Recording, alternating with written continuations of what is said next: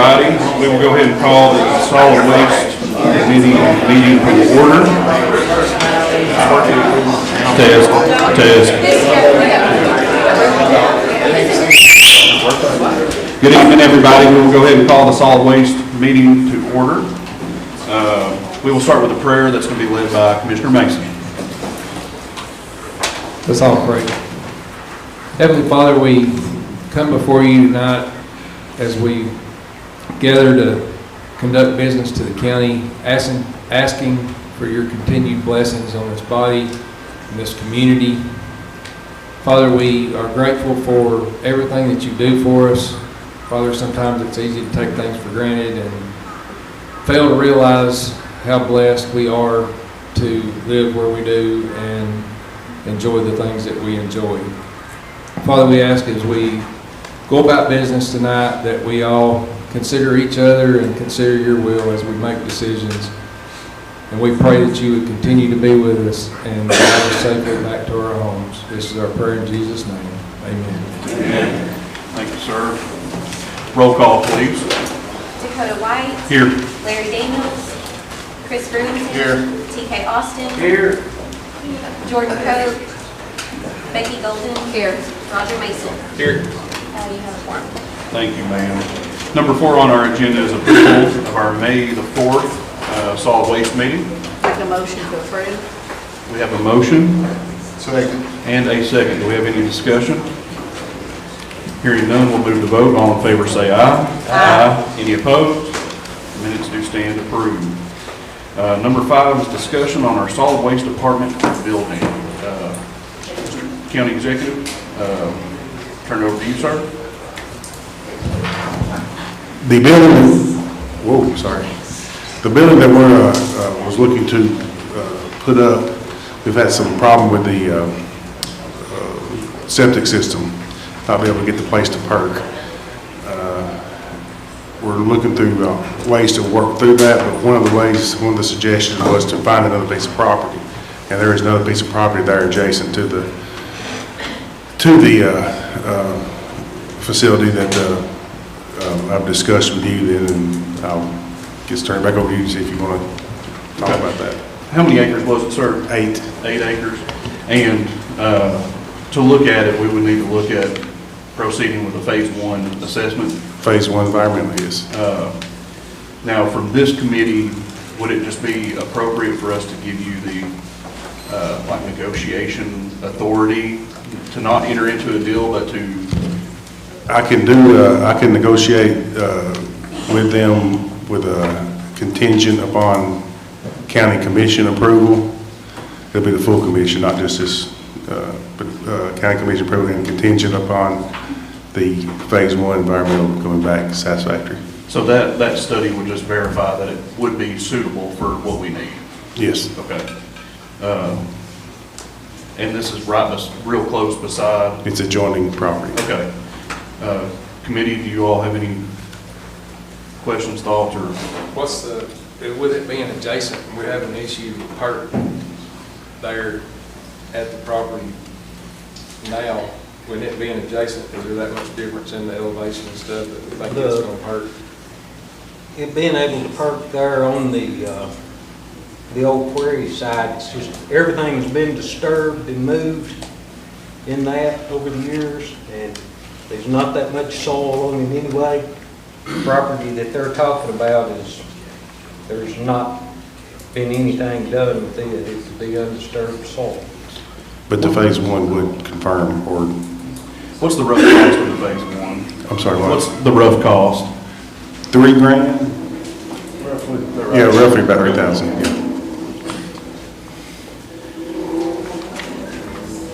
Thank you, sir. Committee, any other questions, comments? We want to entertain a motion to proceed with the phase 1. Committee, it's at your will. To do the phase 1, I'll need permission to negotiate because they won't, unless we agree upon a price, there would be no need Sure. for them to agree, for us to do the phase 1.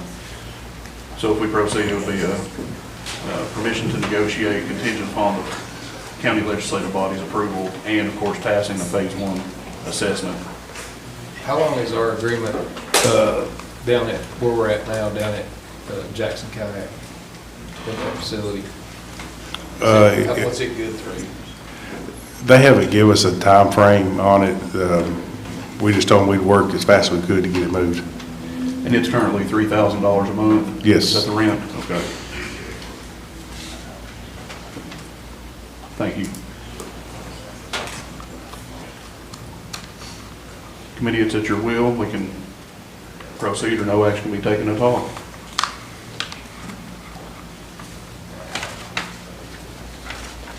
Okay. Hearing none, thank you. I will make a motion. Okay. We have a motion by Commissioner Austin.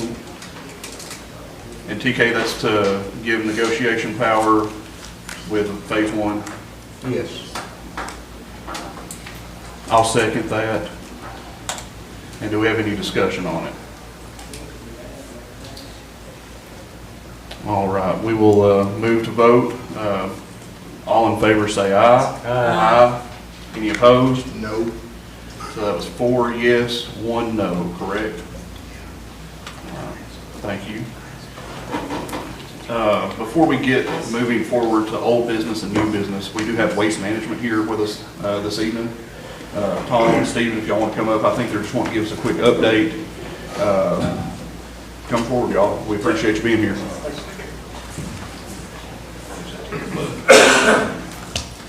Thank you, Chairman. Thank you, Solid Waste Committee. Commissioners, once again, we're back to committee and the commission to give you guys an update at the landfill. I was out there today, it's looking really good. I brought in backup with me today. Got Mr. Stephen Clark. He's over our post-collection landfills, senior director there. So he's here to answer any questions you guys have. But first of all, won't you give us kind of an update, kind of where we are volume-wise, and kind of give us a little vision. Yeah, so currently we're receiving approximately about 500 tons a day. It's all really everything surrounding in the region. So it's all the surrounding counties.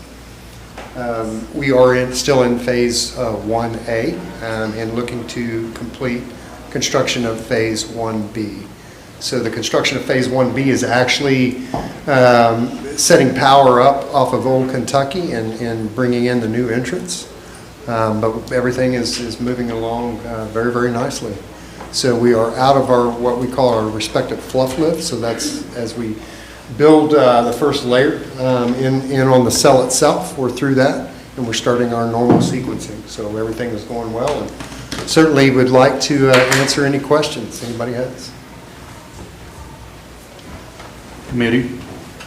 That cell that we're working in over there now, it will continue to, it builds up, is that correct? Yes, sir.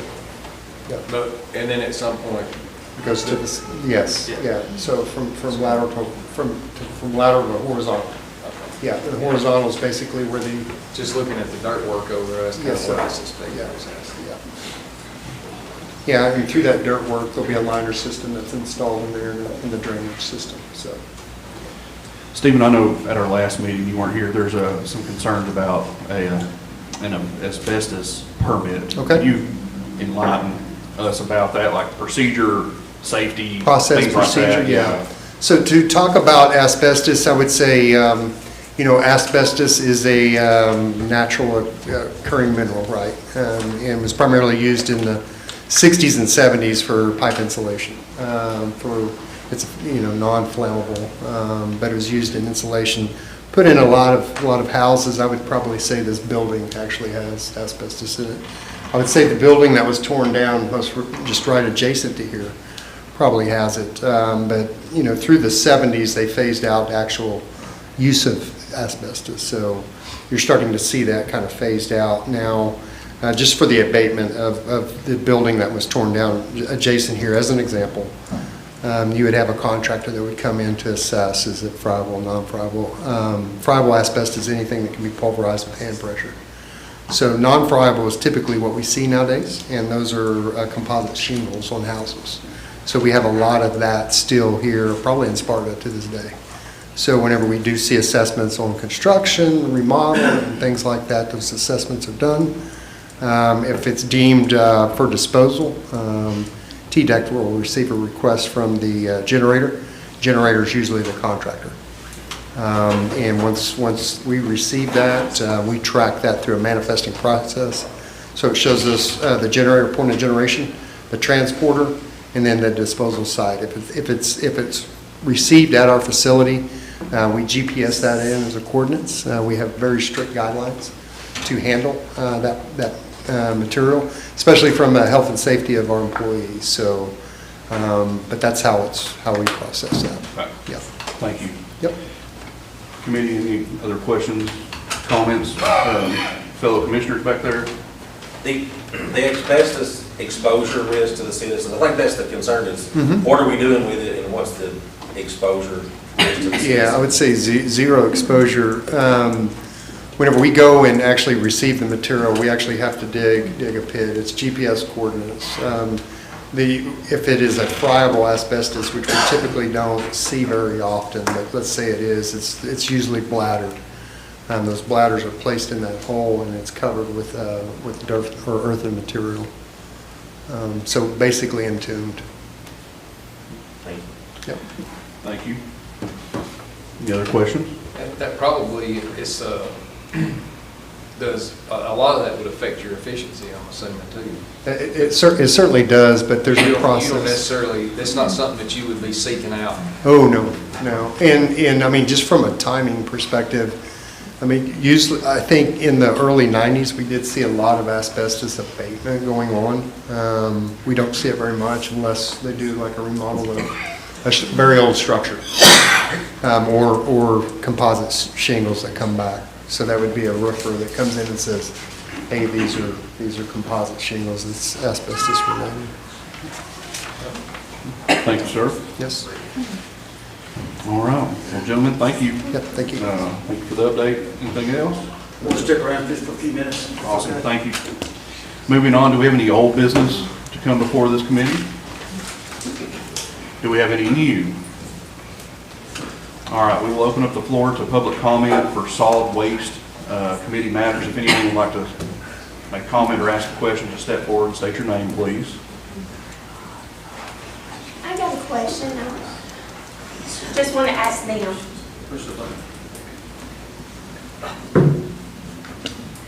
You know me. I'm No Tax Connie.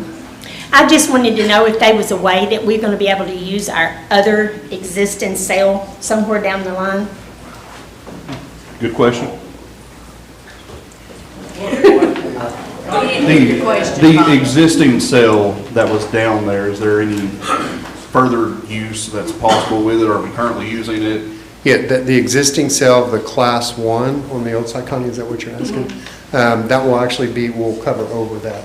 Okay. That will actually be covered with about 2 feet of clay material. We'll put a geocomposite liner over it, a drainage layer over it. So basically, we are encapsulating that. So we're not never going to be able to use that? We'll use it over, we'll use the vertical space over it, but there'll be a new liner system that's placed over it for protection, yeah. I didn't know if there was a way we could dig some of that out.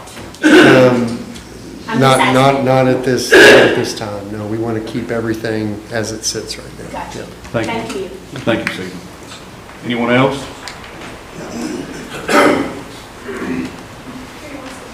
Yes, my name is Bill Templeton. Is there anything in the agreement with Waste Management in White County as far as infrastructure such as widening the roads, turning lanes, traffic lights, warning signs, anything infrastructure-wise that can be in the agreement that they share some of the expense? Because our roads are pretty well covered now, so I want to make sure that any widening of the lanes or turning lanes, make sure the infrastructure, there's something in the agreement for that. That's a great question, sir. So what they've done to assist the county is they're utilizing state roads. So they would have to have an agreement with the state, not the county. Okay. So to help us with our current road conditions, they've switched to utilizing, that's why they're using Old Kentucky Right. to keep on the state. So that would be a state TDOT issue, not a White County Okay, well, I just want to make sure that White County is involved in that, because White County citizens use that road quite a bit. It's because it's a growing residential area, and we want to make sure that the inbound, outbound traffic from Waste Management doesn't negatively impact school buses and regular commercial traffic and residential traffic in and out of those areas that are being developed. Sure. Okay. Thank you, sir.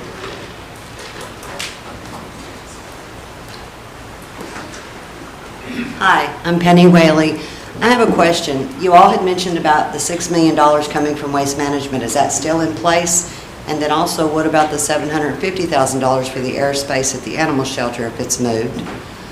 And then as well, on your payroll, you still have several Waste Management employees. I do realize you need them for the convenience centers as far as transporting trash and things like that. But has any of those positions been eliminated since we did sell to Waste Management?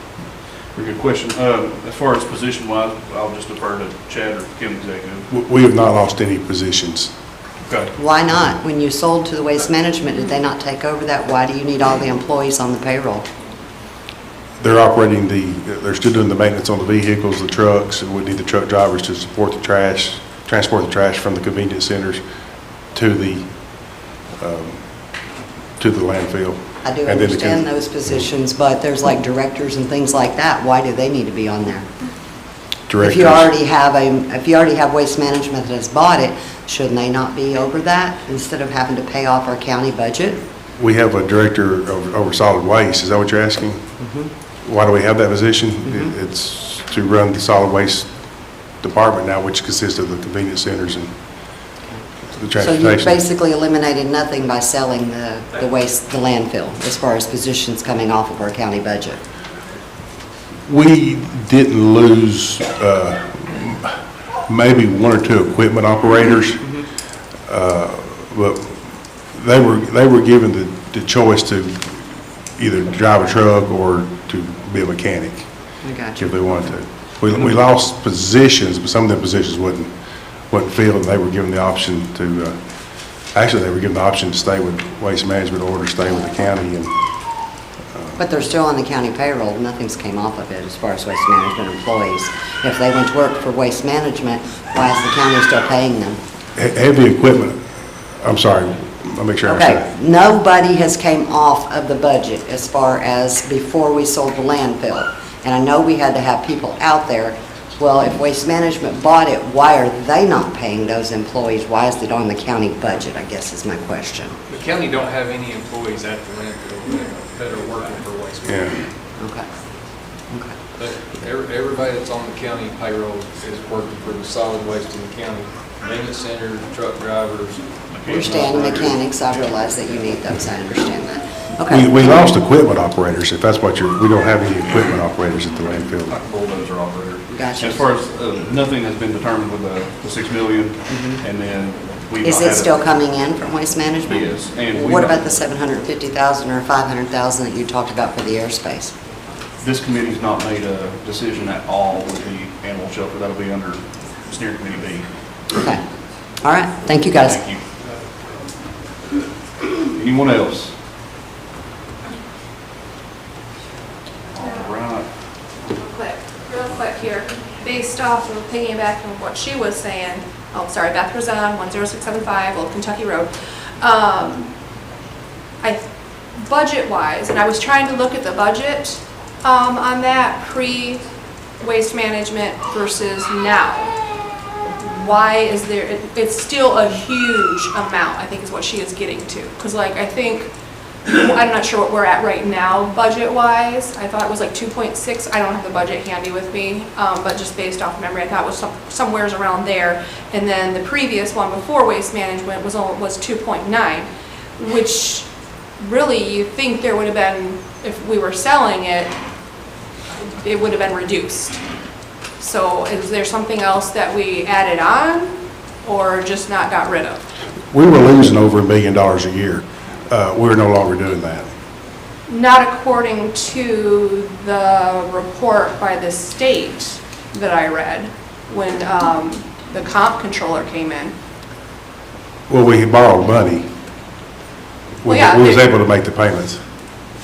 Okay, but everything should have been listed in that report, and I'm not seeing, I seen that there was more debt in the school system than there was with the dump. Yes. They were at like 15 million, we were only at like 7 for the dump. And that was over a period of, I don't know how many years, I can't recall what the fee is for the operation of the dump over the years and to maintain it and keep it, because you have to keep it. Post-closure. That's what I was looking for, thank you. Yeah, so, yeah, the original one that I read in the paper said we were like, at like 18 million. I never seen that in any of documents anywhere. I mean, we were paying like 110,000 a year to the state for that, plus there was the other part of it. But it nowhere near went to 18 million. But that was got off my question anyhow. That was what I seen, and I could not get the numbers to match. However, I think her concern and my concern is, if we got rid of the dump, why are we almost at the same price that we were when we were running the dump? And we were having to truck out trash to other locations. So if you take that into account, we really haven't lost anything on the budget. We didn't save anything other than these fees way down the road that it seemed like we were continually doing okay, but since mismanagement, and I'm not talking about a person as a woman, I'm talking mismanagement of the dump, or not having the right person for the dump, or not backing the right person, caused the problem that we were in. But like I said, back to the budget, we should be should be saving more money than what we have going on. So I was just kind of curious where we are with that, if there's still more going to be closed or something, or adjusted, because there's no way that it's only like, what, $300,000, $400,000 difference, when that's such a big portion of it. I mean, 110,000 just went to the state continuously. But, okay, that was it. I'm just curious because I couldn't follow the lines on the budget. And the one budget that I had that was an old proposed one, didn't even have the pre-budget. I found that from the state documentation. So. Thank you.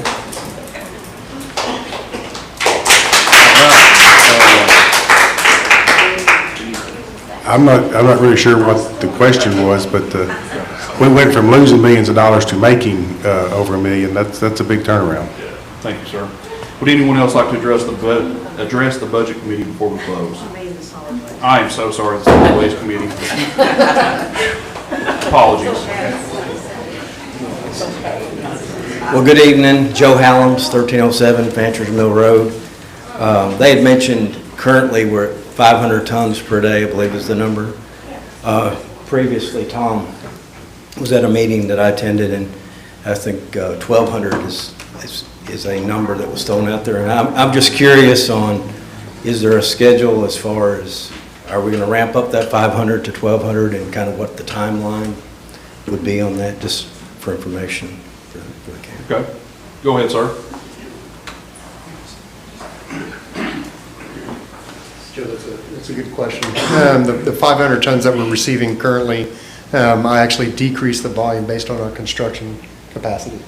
So moving into phase 1B, if we were to maintain that, we would run out of space. So I back that material or that volume off. And that's the kind of the nice thing about is we're able to move volumes kind of as we see fit based on construction efforts. But good question.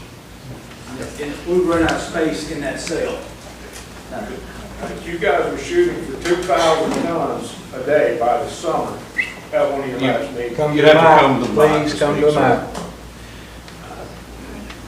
All right, anyone else? Full court will be July 20th at 6 p.m., and this committee will meet again on August 3rd at 5 p.m. right here. I will accept a motion to adjourn. Motion. We have a motion. Second. All in favor, and any discussion? All in favor say aye. Aye. We are adjourned. Thank you.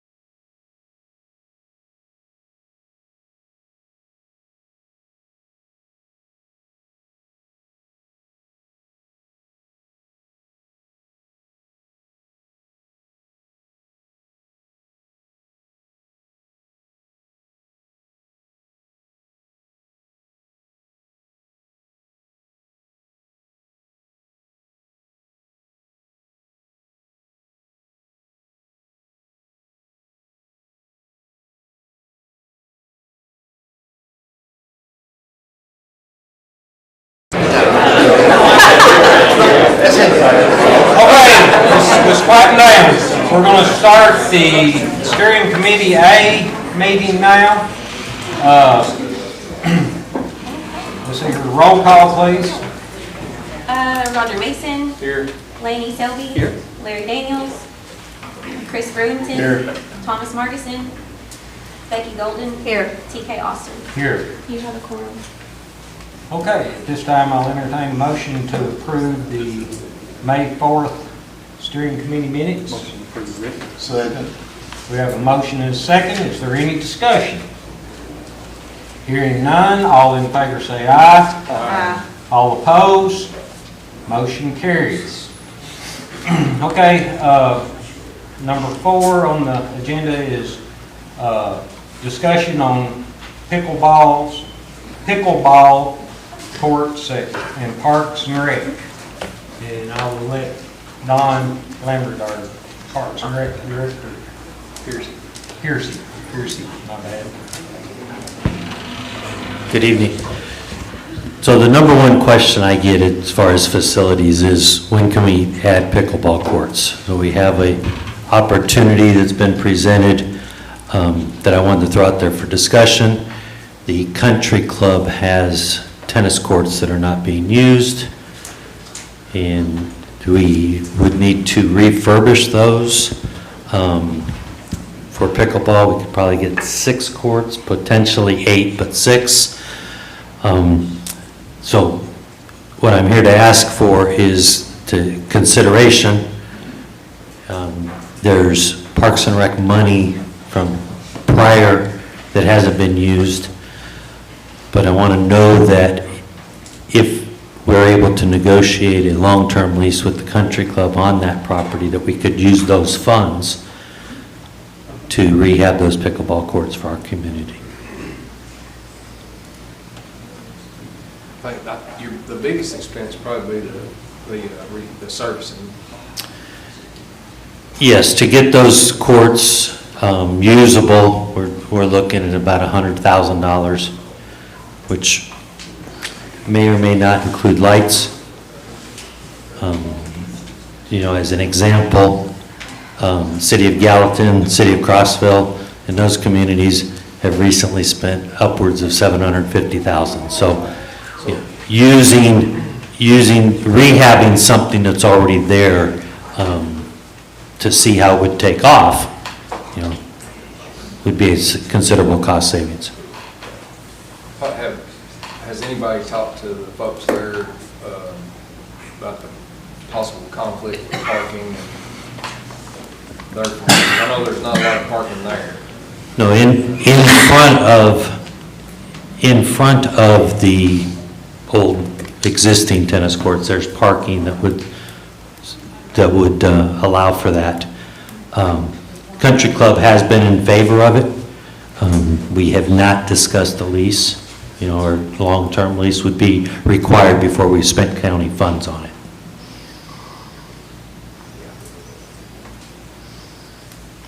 It'd probably be worth looking at too, to see what it would cost to do,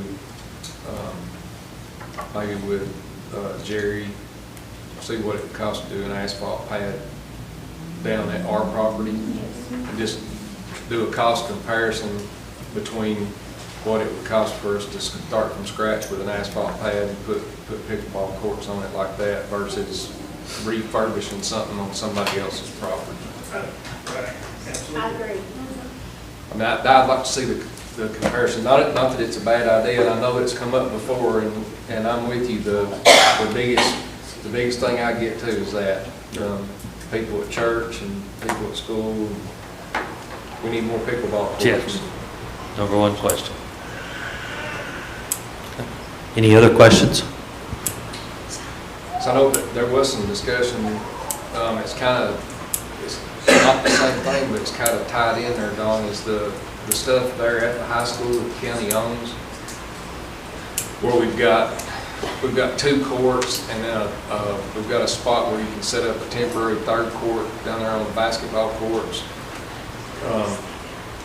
Jerry has looked at that with us, and that we're going to get to a point where we're going to have, this body's going to have to make a big decision on what's done down there. Because the real fix is ripping all of it up and fixing the base and then redoing it. So Absolutely. I need, I think we need to keep that in the conversation as well. Right now, it's okay, and we're patching and repairing cracks and that kind of stuff, but I don't know how much longer we're gonna get out of that, area down there. Agreed. I have a question, quickly. There was a 3-star, 4-star, some kind of grant, for a pavilion to be put up down there. I haven't heard anything about it recently. Is there any update? I think it's going to purchasing this evening, at the purchasing. Would you be able to do that, maybe get with Jerry and just kind of get I wouldn't want to bid or nothing, but let's just see what a rough estimate would cost to like maybe put 6 courts down there? Yeah, we can do, we'll put a comparison together and match it on what it looks like for sure. Yeah, and then bring it back, and then we've got a little bit more information Yep. in the direction that way. Anything else? I mean, to keep volunteering you for stuff back there, buddy. No, I'm gonna help. All right, thank you. Thank you. Okay. This time, I'd like to ask our budget director, Chad Martin, to discuss the cooperative purchasing agreement.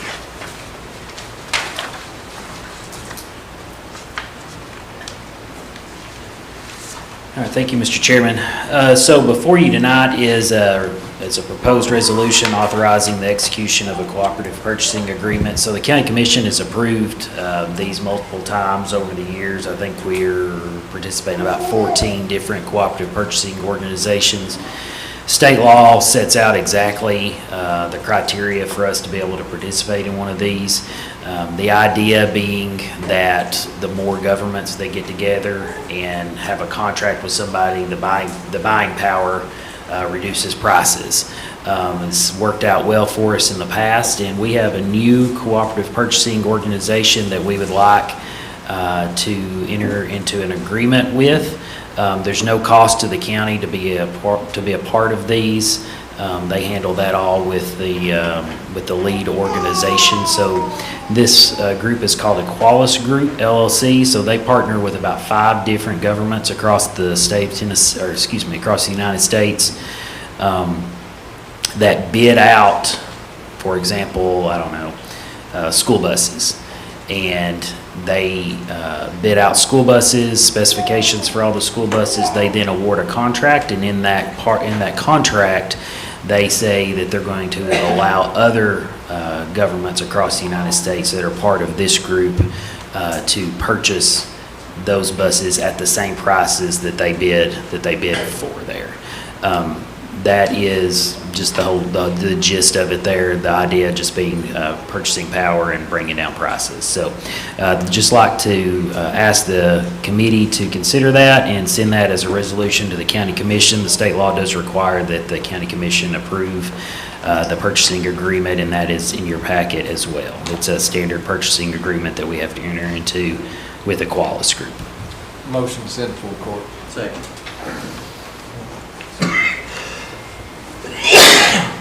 We have a motion and a second to send the cooperative purchasing agreement to full court. Is there any discussion? Hearing none, all in favor say aye. Aye. All opposed, motion carries. Thank you. Okay, at this time, is there any old business? Yeah, I got one. What about the big sign down at the ballpark? What's the update on it? Don, could you elaborate on the sign down at the park? Tommy Nermer's in the process of painting it at this point. 30 more days. Do we have a rendering of it? Do we have what it looks like? Or is he drawing up just something? Is this something? You know, at this point, I really don't care, as long as it's got the man's name on it and it goes up down there at the park. That's what I'm I'm good with it. But it's sad though, if we get something that is just little, not big enough, or not there is, before you paint it, before you bring it to this board to figure out what it looks like and approve it within them, it's, That's but, a I simple mean, question. It seems like we just keep chasing the tail on this, so it's like. you get everybody involved, then it's still just a handful. Yeah, we get everybody involved, and we've had everybody involved, and we still don't have a sign in over 3 years. We've got something going, let's let it go, let's see where it's at. Good gosh. All right, any more old business? Is there any new business?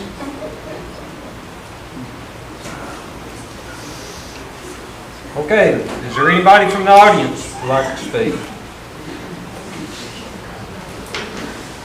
Yeah, I'd like to address the committee. My name is Marvin Crowley. Got the same problem we had the last couple, 3 months. Coal Bank Road is still not being paved. It's paved on both ends. It's just gravel where all these new houses are being built. There's dust is everywhere. That road is widely used. It's a shortcut that a lot of people take. And I was just curious as to what the requirements are to have a county road paved. We got one that, down in my district, I've been trying to get paid for 8 years. Well, good luck with that. Yeah, it's not a simple process. How can it not be? I mean, you guys pave roads all the time, don't you?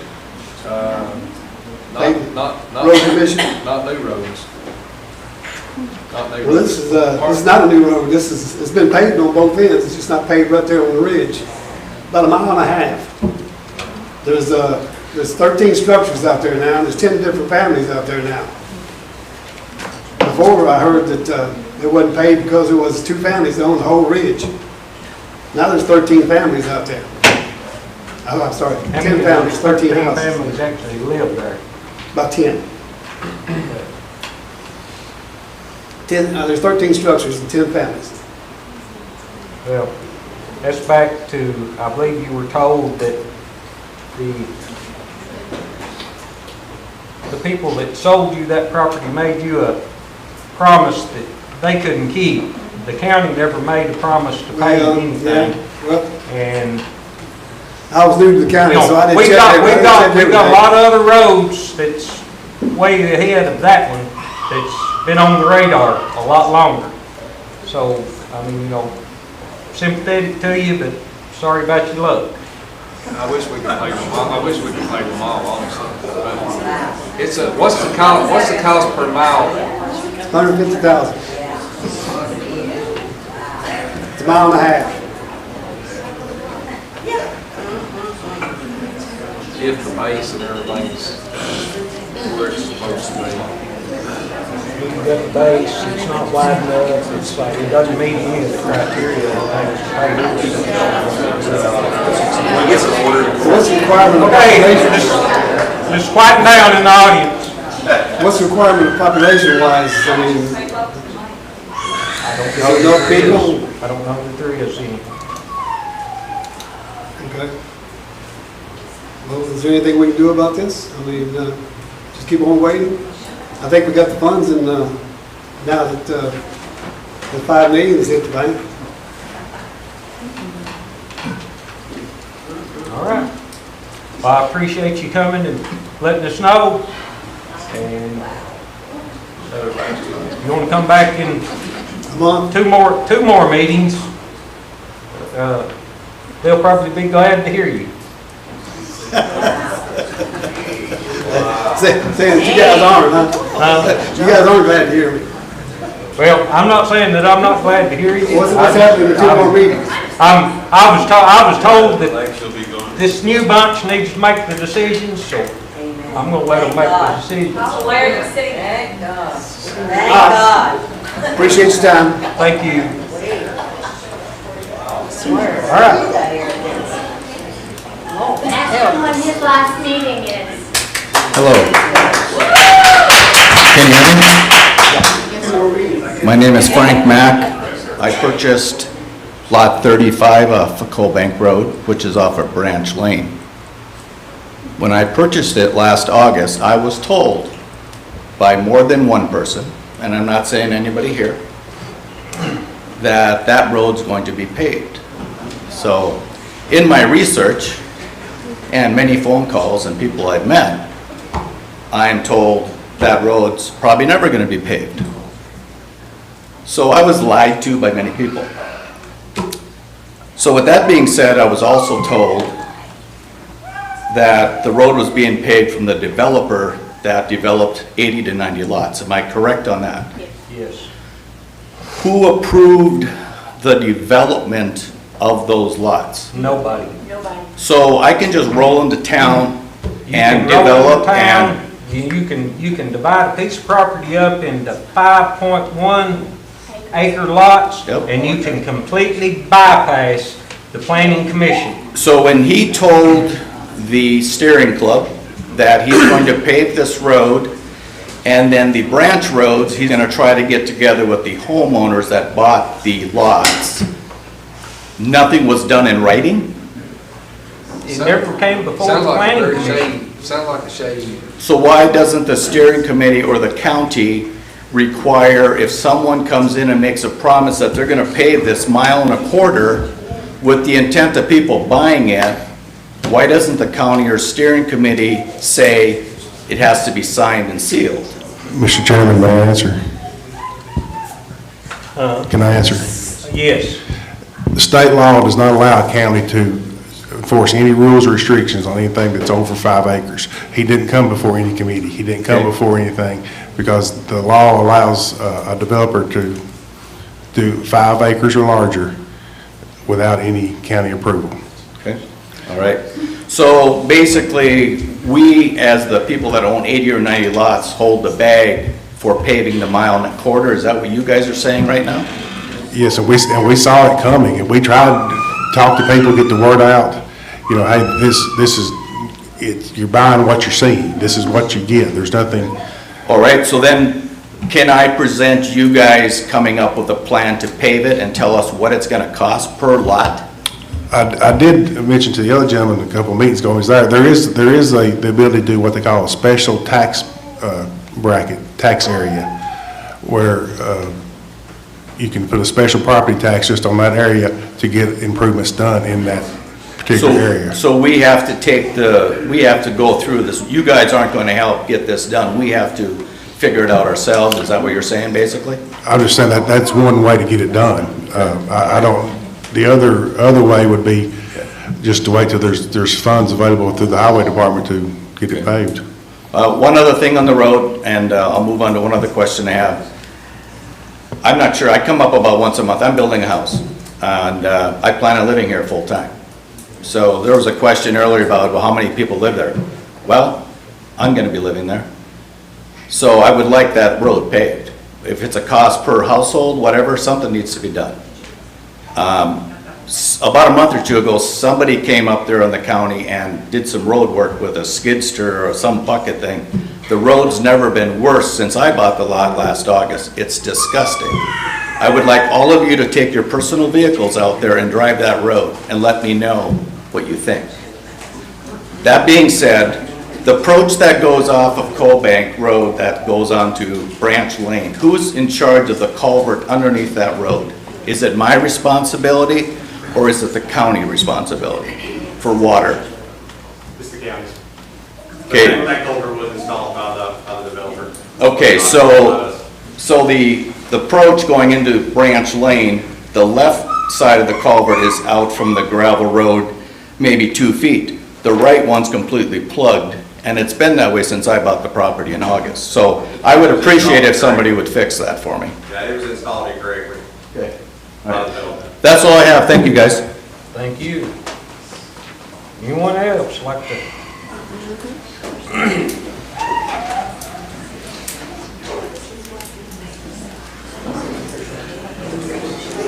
evening. Rick Carter, 242 Crestview Lane. I also built a new house a year and a half ago off of Coal Bank. And I bought off a realtor, not off of the original. And he never did say that we were going to have an actual asphalt, but he said it would be paved. He said that if there would be half of the houses there, that it would probably be paved. Now, is there a number of how many houses that could be on the list or anything? I know you said, sorry about your luck, but, I mean, we got a lot of money into it. Yeah, the problem is, it's unfortunate that somebody's made promises to y'all that. Well, it wasn't really a promise, it was just like, if half the houses are there, it's probably gonna be asphalt. There's another road not very far from that up on the mountain, it's Doe Creek Loop. What?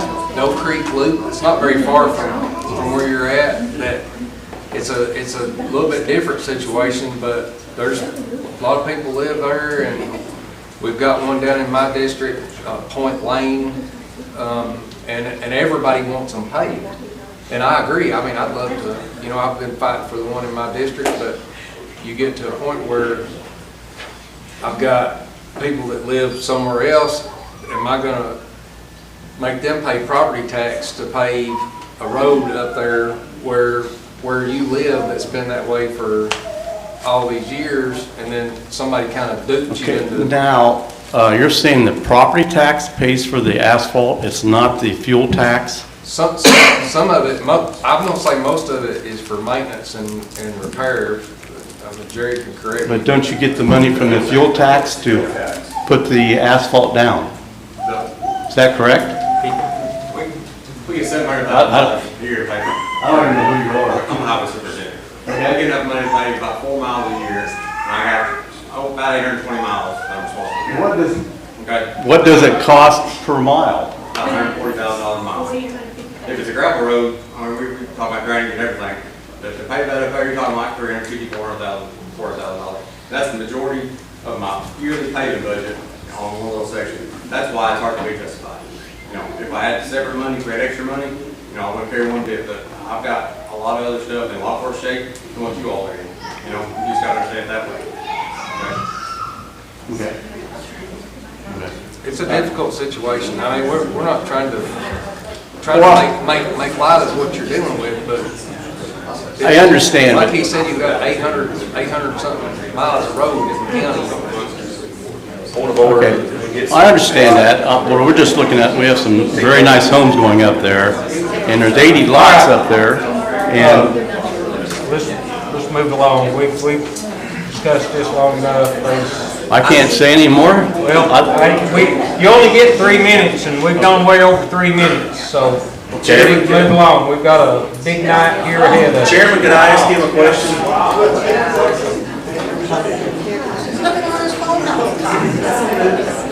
Okay, this will be our last gentleman right here.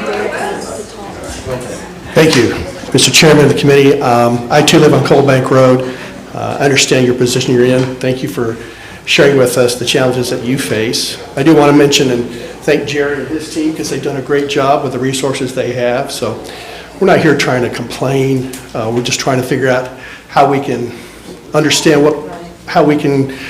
to get Coal Bank Road on some kind of list in some kind of order and what that might take. So for me, it's certainly, as Rick said, property taxes there will go up, so revenues will go up for that area because now you're having nice homes there that are generating higher property taxes for the county. To me, it's a safety issue too. And there's also an access issue. I think it was about a year ago, Highway 70, McMinnville Highway was shut down, and Coal Bank was the only way to get there around that traffic. So it would seem to me that there are other circumstances that would make sense. Safety, ease of access, as well as making it a nice place for the people who live there. And if you build it, they will come. And property taxes, revenues will generate. Thank you for your time and your consideration. We appreciate it. Okay, Jerry, would you like to speak? I just, the group that has spoke, they keep saying, we were promised I think we all assume it's from the contractor. Have any of you guys petitioned the contractor, have a lawsuit against the contractor for them promising you the road would be paved? I was on the commission when all of this come up 3 or 4 years ago when it was sold. It was a private invitation only, right? Yes. Like, we didn't even know what we had. I don't want to call out the property assessor, but we, as the commission, knew nothing about the property being sold and subdivided until it was done, because the contractor specifically targeted out-of-town people and had a private party and private showing to sell this property. And it's unfortunate that he's made those promises to you guys and then expect us to hold the sack to do the work. So have you guys contacted him or tried to sue him for promising this, any kind of breach of contract? I'm sure he's a pretty slick person, because he knew it had to be 5 acres or larger, because we have no control. If it's over 5 acres, we have zero control of that. We can't dictate anything that happens. That's a state. We can't override the state on that. It's a very unfortunate situation for you guys, but if any of you guys contacted him and tried to go back on him for doing this? No, but here's the thing. Everybody wants to pass the buck, and that's why I asked the question. You're saying we should go after this guy that did the development. I'm sorry. The county, the state, the steering committee should be going after this guy, not us as We don't have any recourse. So when The county has no standing. The county can't sue for that. They have no standing. You're the ones that have standing to sue. The county doesn't. So I have another subdivision that has an HOA that says, it's in my district, says you can't have a business or your garage has to be a certain size, or, you know, those are very common in areas. So somebody reached out to me and said, hey, this guy's got a business in your district in this subdivision that's illegal. Well, that's an ordinance that was agreed upon for the rules and regulations of that subdivision. If they live in that subdivision, they have to file a lawsuit against that person that's breaking that contract. That's a personal contract that was agreed upon, that's outside of the county purview. And this is what he's done to you guys too. It's the same scenario. As he mentioned, the Fawn Loop, there's a place in Cassville. Developer done the same thing in all these places. There's gravel roads on Fawn Loop on the mountain. They say there's potholes that'll swallow a Volkswagen up there, and ambulances can't go back there, and the mail can't even deliver mail back there. But it is a private road. I know your road is not a private road, but when you drove the property, it was gravel when you went to assess the property. And I mean, I'm sorry, it's very unfortunate, but the executive mentioned the possibility of a special tax.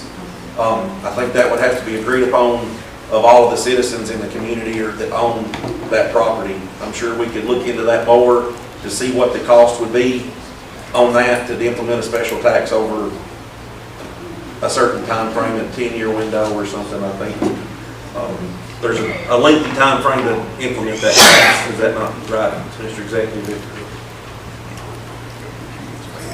I don't know what lengthy is. You could probably have it done within, I would think, a year. But there's, how many has to agree to pay that? Everybody in that subdivision? Like, how do you implement that? We just have to come up with a policy. I don't know that the law, I don't remember the law saying that that's 60% or something of the owners. I just have to double check that. I don't know. I don't remember seeing any kind of statistics in there where you have to have so many people. It's just, sorry, it's just a special tax district for infrastructure. Could we maybe put that on the agenda for some research to see what that would look like if these people in that would? That's the only possible solution or resolution that we have. Thank you. Thank you, that would be great. So, Mr. Chairman, we put that on the agenda for next month to research to see what that would look like. All right. All right. Put it on the agenda. My name is Penny Whaley. I have a question. How many parks does Mr. Piercy have to take care of besides the complex out on Smithville Highway? Speak into the mic, please. How many parks does Mr. Piercy have to take care of in White County other than the complex out on the Smithville Highway?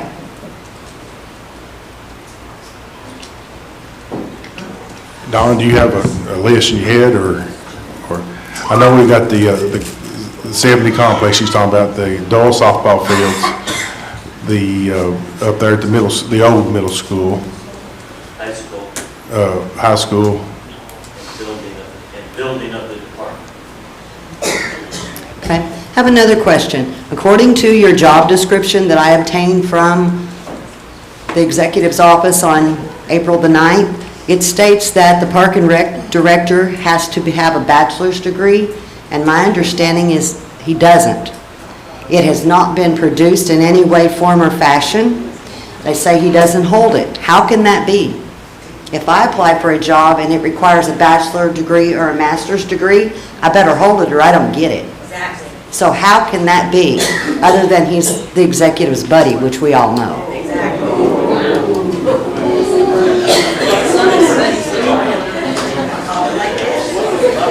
I'm sorry, but I'm a woman of facts, and that's the truth. And why do we buy him a $60,000 plus vehicle to take care of one park when nobody else has a special vehicle to be able to do things like that? We're getting off track here. Sure we are, TK. Sure we are. When somebody tells the facts, you get off track, don't you? Thank you.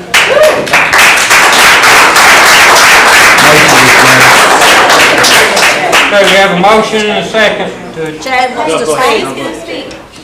motion and a second to adjourn. All in favor, say aye. All opposed?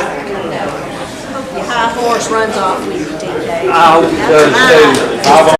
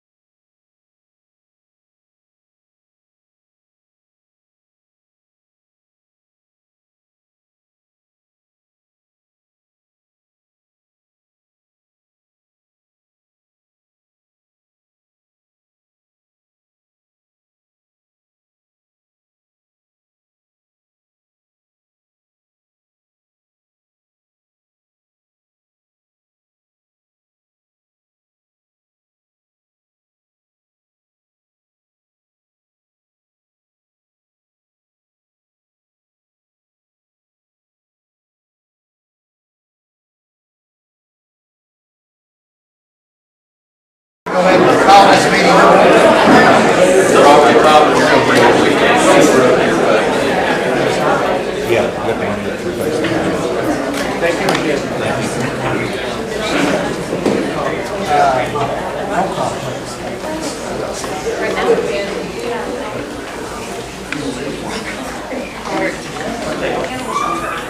This one?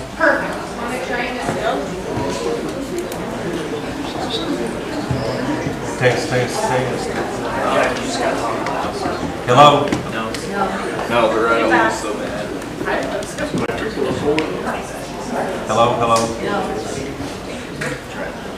Hello, hello? Test, test.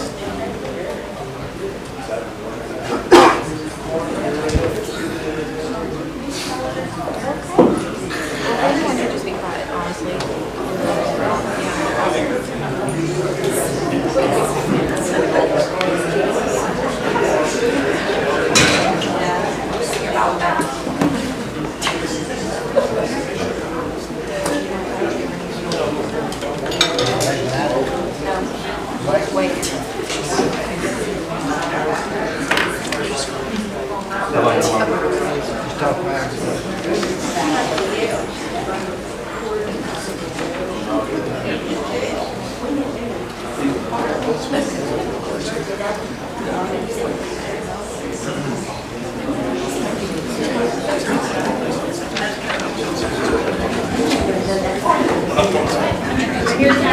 Test, test. Hey, we got it. Is this, is mine working? Yeah, there we go. Okay.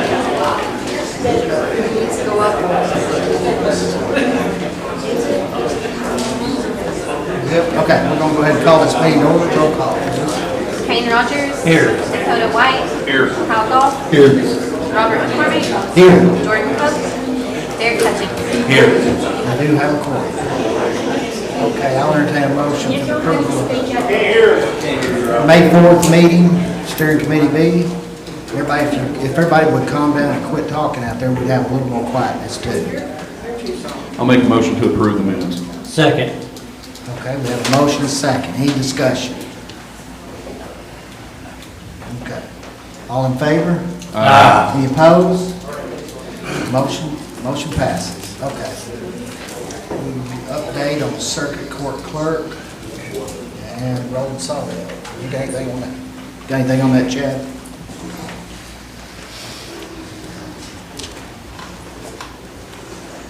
Yeah, sorry, jumped the gun a little bit. That's all right. On the Roland Sawmill, the contract was awarded for that, and the PO has been issued. We're coordinating with the community members and the contractor for the site prep on that. The circuit court storage, we don't have any change in that, the status for that at this time. Okay. Thank you, Director. So on the storage,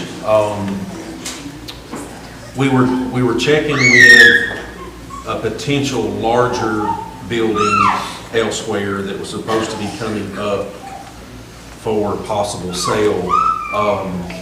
My understanding is we don't have an update on the new building, but we do have an agreement that we agreed upon several months ago to purchase a little bit smaller building, right? We we approved the funds for the other building. We just decided to hold off on that building because there's potential of a bigger one for possibly the same money. That's correct. So the new building would essentially, the only cost would be moving it, and it does have the HVAC already in it as well. The current one would be the purchase plus, and then we'd have to install HVAC in it, so yeah. Okay. But we have no clue, no idea when the other building is possibly going to be coming up for. It should be, it should be reasonably soon, but I don't know that for certain. So. Okay. Me personally, we have a building that we found. This has been on the agenda for about 2 years to do something with. I personally would like to move forward with the building that we've already allocated funds for, so she can have some storage. That would be my personal suggestion for the situation. I would hate to wait on another building, and that we've been waiting, I think, 2 or 3 months potentially for this other building to come up, and it's not come up yet. I would hate to lose the one we have to not have something else that's been purchased. What's the size difference in the two, Chad? I think it's about double. And what's the wait? I mean, what? I think just getting it released from where it's at currently. Okay, so- It is going to be released. It's just going through the process of getting it released with that organization. It's kind of a bigger organization, so it takes a little bit more time.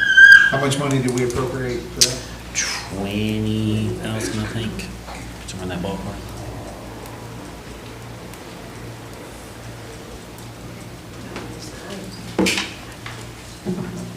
I mean, I guess the question is, what's better than want to do?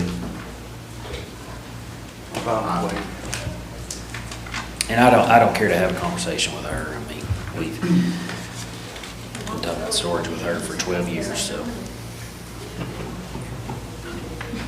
I think let's ask her what her opinion is, if she's willing to wait, or if she's needing storage now. Because even if we move on the one that we have, we're still looking to be 2 or 3 months out, I'm sure, before it can be set up and up and running. I agree. Well, the other building, what was the cost on it? The original building, or What we talked about? we allocated, it was 20 or 22,000. 22, yes, something in that range that we budgeted for and approved, we obviously not spent.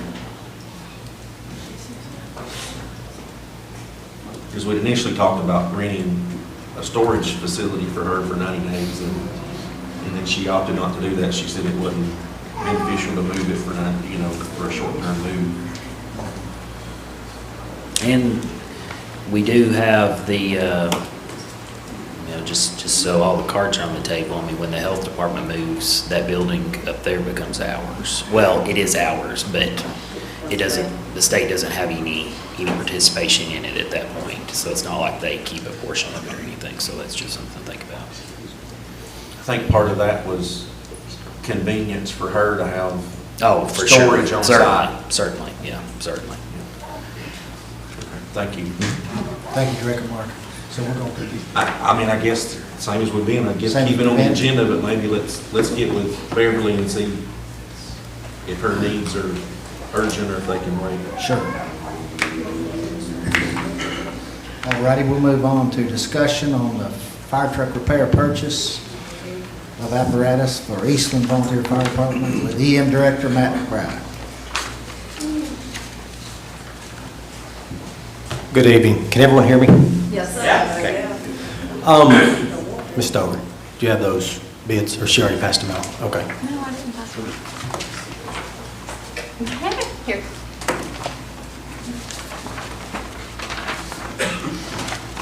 So there's 2 or 3 things on in this line item this afternoon. I'm sorry I got my back to you. I don't usually like that either, so I apologize. So my name is Matt McBride. I'm Emergency Management Director and Fire Coordinator here in White County.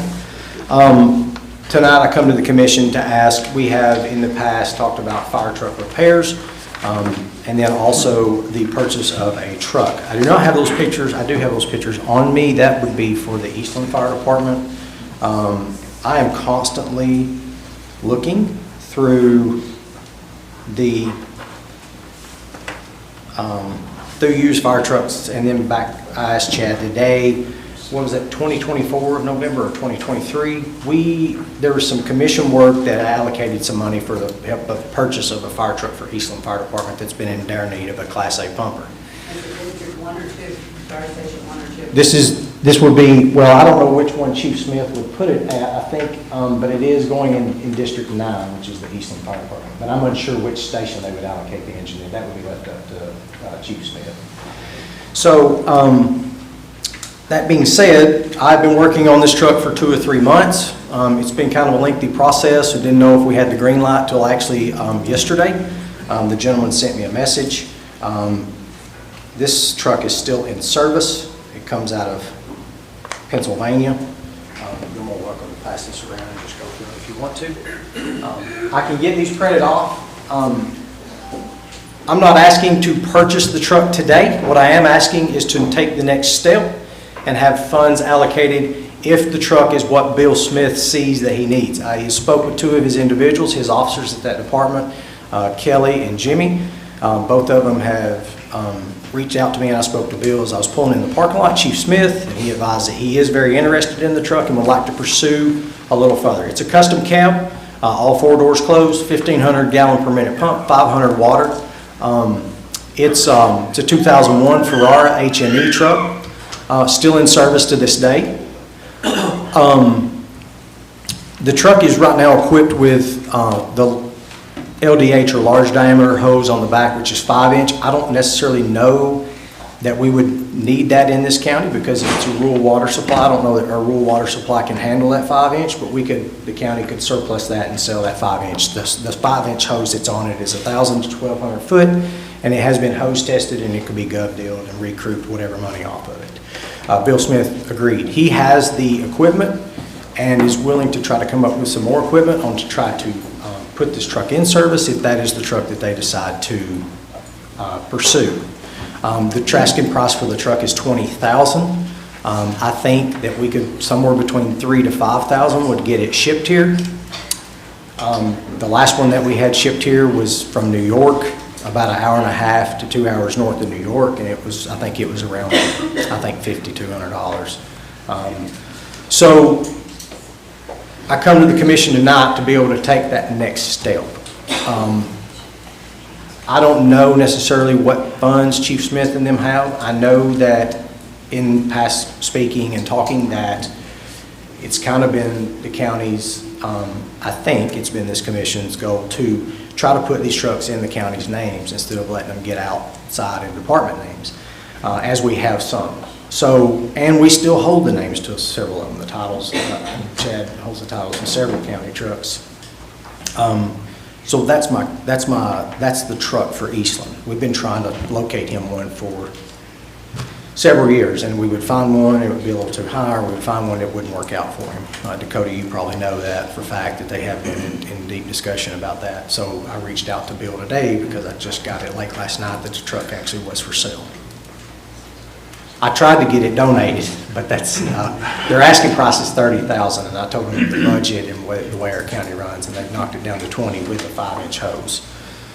5-inch hose on gov deals, I don't know if you could end up getting, I don't know.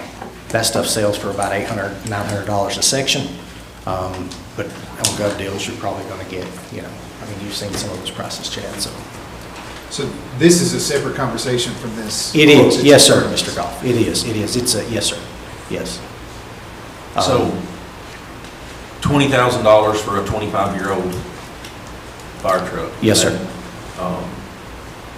Reasonable? I mean, do we want to invest $20,000 in a 25-year-old vehicle? I mean, I'm willing to look for newer, but I don't, we're not going to like Chief Bruns to tell you, fire trucks are very expensive, very, very expensive. This new engine, brand new, I've quoted one for a grant. You're probably looking at 900 to 1.1. That's brand new. Our tankers now, the last fire truck that this county bought was in 2007. And it was the one at Central View, which was an ISO truck, which is what Chief Burrington and every district has. Eastland never got an ISO truck bought for them. They didn't have the engine capacity to get that truck to hold their pump capacity. And that's a whole nother ball game, and I'll be willing to sit down with anybody to explain that and go through. Matter of fact, I'd love to do that so everybody would have a better understanding. But they never got that opportunity to get an engine bought for them. But the last one that was bought, I think we gave $130,000 to $135,000 for in '07. And that truck's worth more than what we gave for it now because the DEF, diesel particulate fluid, and the emission stuff. It's still in service. It's at Central View. It's a 2007, so it's 19 years old. So this truck was in service in Pennsylvania at a career department. It still is to this day. It still has the equipment on it. What about, we've replaced pumps on 2 different trucks. I think we had a Cassville truck that we replaced a pump on, and a Bondycroft truck that we replaced a pump on in the last year, or 18 months. Yeah, 24 months total probably. What were the ages of those vehicles? 2001s. And Well, spent 99 to 2001, those same trucks were bought. Age truck that we're looking to purchase Correct. now, and the pumps have failed on both of those, and we spent 15 to 20,000. One of them, we didn't spend that much. One of them, we spent 12,000 because we, in turn, turned around and bought a truck that we already owned at one time back. But then the second time, we did spend 23, 24, yeah. But you've also got a truck that, you know, that should be maintained correctly, you can't touch that truck for $40,000. This is our option in this county without grant funds. I mean, we're talking brand-new apparatus, even a two-door commercial, meaning an Avery truck, is gonna run you $500,000-$600,000. Maybe even $7,000, depending on how it's spec'd. I mean, I'm not in favor of this truck at all. Not because we don't need it, because we need better equipment. And I just feel like we're wasting money spending $20,000 on a 25-year-old vehicle that a pump can go bad and we're gonna spend another $20,000 on. I mean, he needs a truck, and we need to come up with better solutions to fund newer equipment than 25-year-old vehicles. I'm not gonna disagree with that, but I've not been given a lot of options, because if I come for $250,000 for a 10-year, well, that won't touch a 10-year-old truck now. If I come for $350,000 or $400,000, what's this commission gonna say? Yeah, your word doesn't go on the same. I'm sorry. Your Your word doesn't go on the same. It's much appreciative of you being mindful. I mean, I've looked at every option, and I've expended about all of them, and this one's, you know, they're Do you gonna ask. correct or American Ford? No, go ahead. Do you care to give us a quick rundown on the Central View? No, I don't care a bit. Quote as well? No, I don't care a bit. So that engine right there, I got donated. It was a 2001. I got it donated to the county free of charge. It was in service. It come with $6,000 worth of new brake and $35,000 worth of motor overhaul. Matter of fact, they actually paid for the shipping down here too. We knew when we took it that it was going to need maintenance, because it's 20, as we know, 25-year-old. That is an estimate to fix their light tower and some electric. It has electric over hydraulic valves. It's the first and only truck that we've ever had in the county like that. We found this truck, I reached out, and basically what happened with this truck is Central View had a 1988 Hahn engine that we bought several years ago out of our funds for a Class A engine. So the department that always wanted that back, that was part of the deal. If they ever sold it to us, they wanted it back in New York for a parade truck only. Once a truck gets to 25 years in the state of New York, it's out. Can't come be front line. So I reached out to them and said, I can't sell you this truck because I have nothing to replace it. I can't afford necessarily to go out and buy a $150,000, $200,000, $300,000 truck. And they said, well, let's see what we can do. So they reached out to a neighboring department, a fire dealer up there, just like this is a fire dealer here. He recommended this truck. They serviced the truck the whole time, did all the work on it. The guys took very good care of it.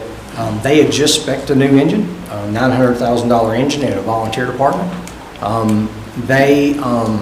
So when they originally priced it to us for $5,000, and then when I told them the story, they was like, you know, hey, we're just going to donate it to you.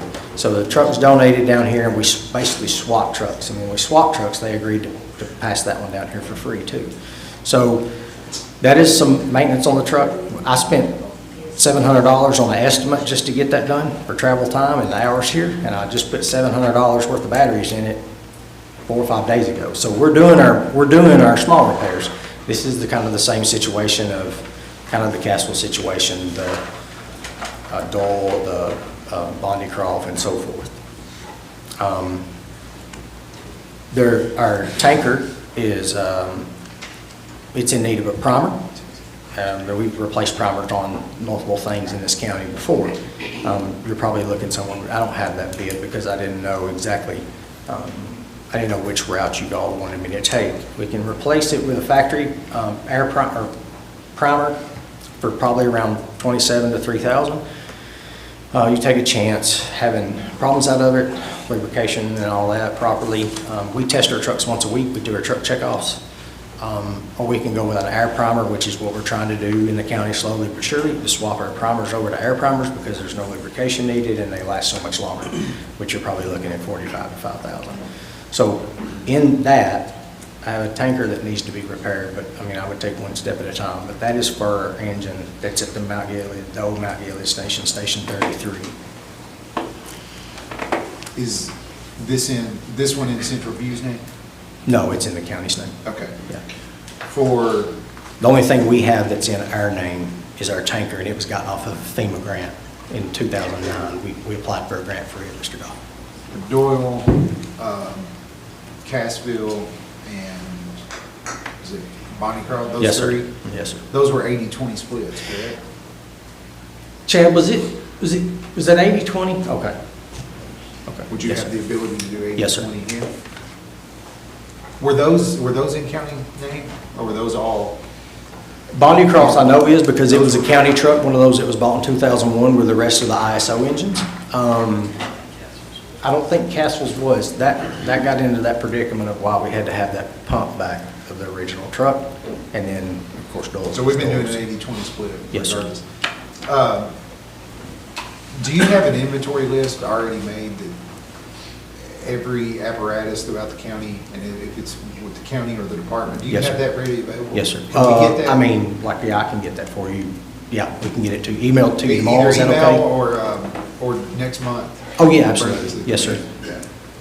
I think that would be helpful. Financially, you can do an 80-20 split Yes, sir. without strain. Yes, sir.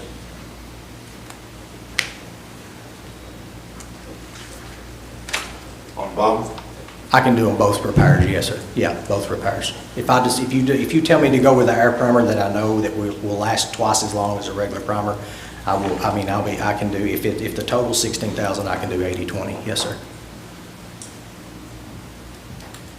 No issue, none whatsoever. I'll make a motion to send it on with an 80-20 split. Thank you, Mr. Up to, So what you just said at the end there, you're talking. 16,000, yes, sir. Yeah. Are you comfortable there? Yes, sir, anything over that we'll cover. Is that fair? Do we have a second? I second. Okay, we've got a motion, a second. Any more discussion? And to clarify, this is not to purchase a truck, this is for the repairs. Of on the two sewer. apparatus, that is correct. Okay. We've got a motion, a second. All in favor? Aye. Any opposed? Motion carried. Thank you, gentlemen. I do have one question. What does this board want me to do as far as regarding Eastland, and where do we go moving forward? Where is a cap for an apparatus? I personally Let me have- ask you this. I guess, can I get passed on to budget to find out where that cap, not to purchase this truck, but can I get passed on, and I don't even know right now who's on necessarily budget, but can I get passed on to budget to see where that cap would be? Because without a direction, I don't know whether to look for, like you said, Mr. Hutchins, like 25-year-old trucks, or 12-year-old trucks, or 50. I look at them all. I make a wish list, like a Christmas list. But I know I know we're at a 25-year truck, and I understand where you're at. I think the same way. What's the miles and the hours on that truck? Do you care if I get roughly? I'm sorry.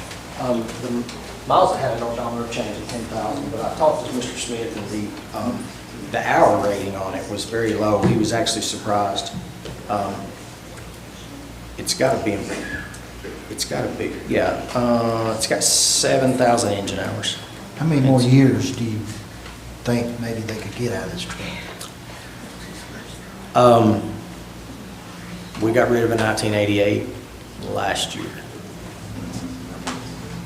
And Cassville, it's not in service, but they would like to put it in service. They've got one that's, don't hold me to this, I don't know what that old con is, Chris, do you, that white one? It's probably late, or early 80s or late 70s, probably. Really, the newest trucks we have here are around the 2000, 2001, unless they come off of a grant.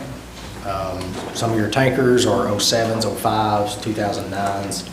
I don't know that we have a truck in the fleet that's over 2010. So we could easily get 10 years out of that truck. I would like to think so. It run 40 calls on July the 4th and 5th in a 48-hour period. that truck run 40 calls.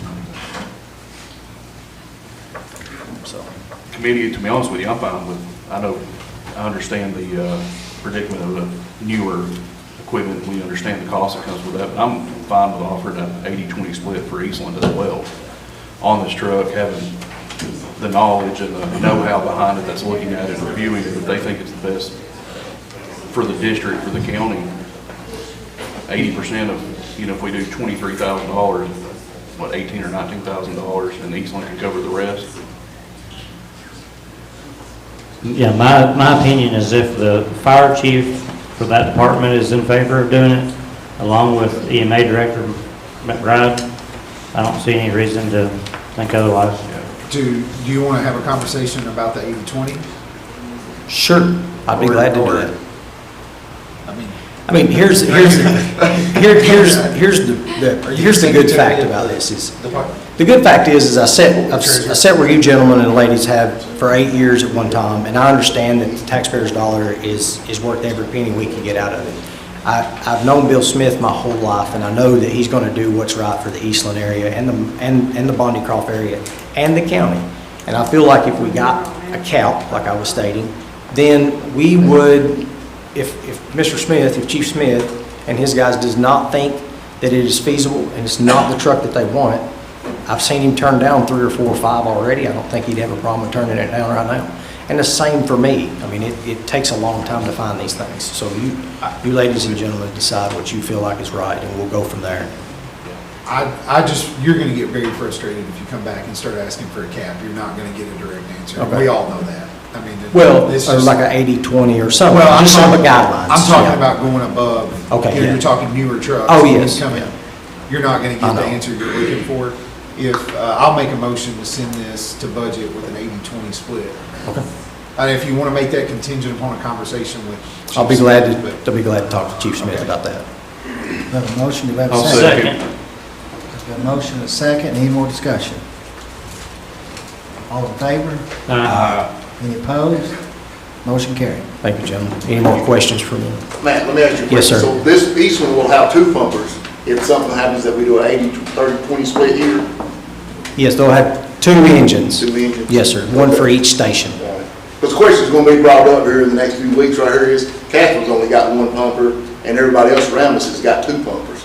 So that's going to be another question. The Yep. second question is going to be asked here in another week or 2, is Bonaire's got an old fire truck that is wanting to sell for $20,000, that's going to be brought back up to the commission. That truck's sold. Is it sold? It's sold. Okay, well, I didn't know that. Yeah, Okay. it's sold. And it was 16 years older was the issue with it. Was some, and I know that, I knew that question would come up, Right. Chief Brunswick. But that truck sold. They sold that private party to somewhere over in East Tennessee.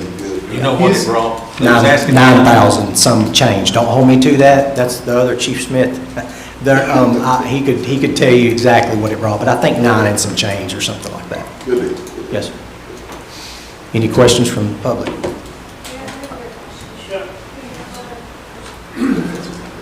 Given that, has this truck lived its entire life in Pennsylvania? I'm just concerned about. You're concerned about rust? A northern truck? Yeah. And Most of- being in service for that length of time? Correct.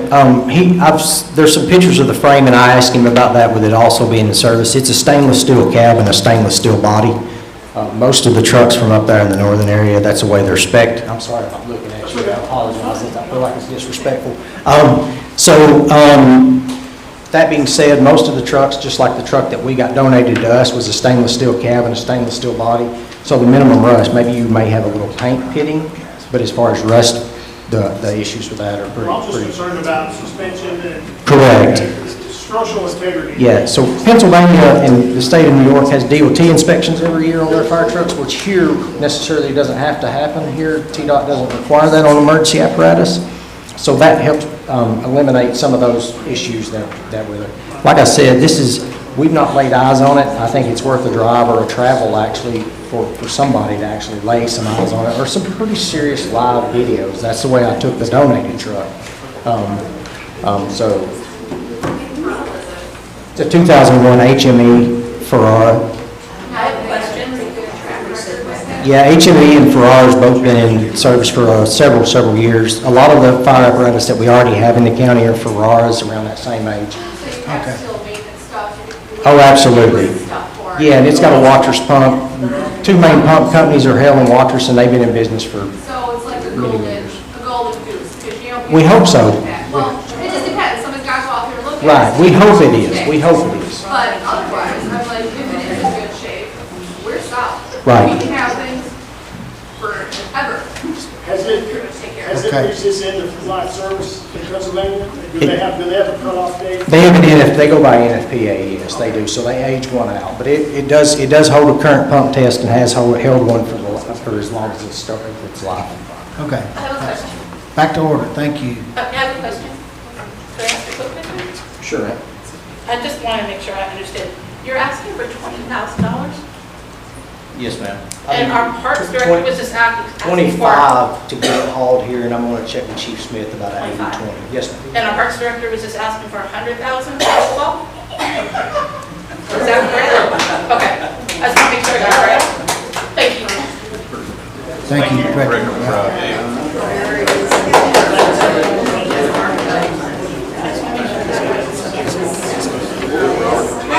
Okay, order the meeting. Need everybody quieten down.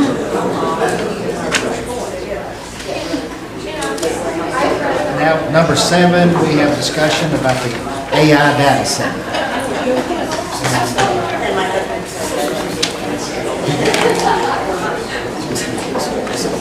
Did we just, we got some sample resolution. The chairman. But they're gonna.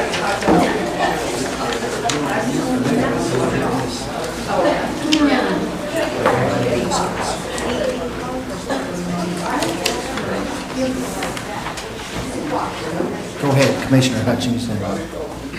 So we've been presented with a resolution, a potential resolution to ban AI data centers and AI structures. I emailed this potential resolution to all the commissioners after full court 2 weeks ago. We do have a copy here in front of us. I assume you guys read over prior to the meeting.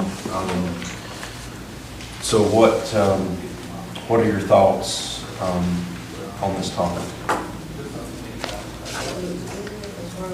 I really liked the way this was written. I think everything that needed to be in it is listed here. And I mean, until we can get a sponsor from the General Assembly, something coming from the state, I think this is probably going to be our best move. The only thing we have now is HB 1847, which only applies to data centers of at least 50 megawatts. So that's going to do us very little good here. There's only 2 in the state that are larger than that anyway, with 60 in Tennessee. So contingent upon the rewording and legal counsel, I would make a motion to send this on. Second. Got a motion and a second. Discussion from our county attorney. You've also received a copy of this. What's your thoughts on the legality? I think it might have a deterrent effect. I don't think it'd stand up in court of law. What would it take? You gotta have zoning. And the Supreme Court just ruled on a similar issue. It wasn't data centers, it was I think it was a rock quarry mine. And because That was they in didn't. DeKalb County, wasn't it? Yeah, I think it was DeKalb. For some reason, I was thinking it was Woodbury. But in any event, what's important is what they decided, not where it was. If you don't have zoning, you can't pick and choose. You gotta, now I think this, if you pass this, it may have a deterrent effect on a company that will try to come. But at some point, they're going to challenge one of these counties that are doing that. And when they do, I'm pretty confident what the court's going to rule. And then, it doesn't hurt anything to do it, I guess is what I'm getting at. It just may not give you what you want. I've talked with a lot of people, a lot of other lawyers and CTAS, and everybody's up, especially this last ruling. everybody's up the same 50. I think zoning is a much larger conversation that would need a lot of public input. And, you know, session will resume in January with our General Assembly. We're going to have to lobby also. We need to be in their ears, but the word deterrent's good enough for me. Yeah. I don't, it's right now, it's not forever, but it's Yeah. right now. Let's vote, Mr. Chairman. Okay. We've got a motion, a second, send it to full court. Any more discussion? Okay. All in favor? Aye. Any opposed? Motion passes.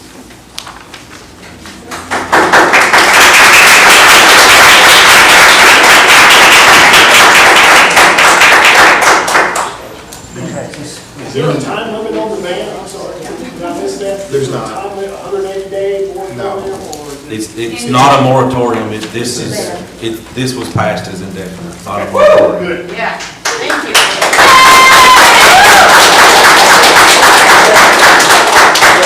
We get a copy of that? We would need to pass the resolution first in full court. Well, I just want to make sure, 'cause like I've been following other counties, and I don't want to set you guys up for a lawsuit or anything.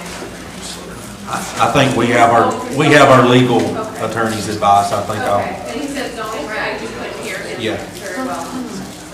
So, yeah, I have a question. We'll have speaking. Oh. Speaking here shortly. Okay, any old business? I have old business. So it's been asked of me, we have, in budget, we had the flock camera that we did not fund, but we have a resolution 24-4, 2025, a resolution expressing support for license plate readers, equipment acquisition program. We passed this last year when the sheriff came to us asking us to fund these. To my understanding, the sheriff has not removed the cameras yet. I don't know anything else we can do. We're not funding them. But we have this resolution on the books. I would make a motion to send this resolution to full court to rescind it from our books so we are firmly in place that we do not support the license plate readers. Okay, we have a motion, do we have a second? I'll second. We have a motion and a second. Any more discussion? So this is to rescind the license plate readers From our, Resolution 2404, 2025. Okay. yes. All right, all in Which favor? would, Go ahead. it would take two-thirds majority to be able to accomplish this, which would be with one less member would be 9 instead of 10 now for this to pass, but it would be the committee's recommendation. Okay. We've got a motion, a second. All in favor? Aye. Any opposed? Okay, motion passes.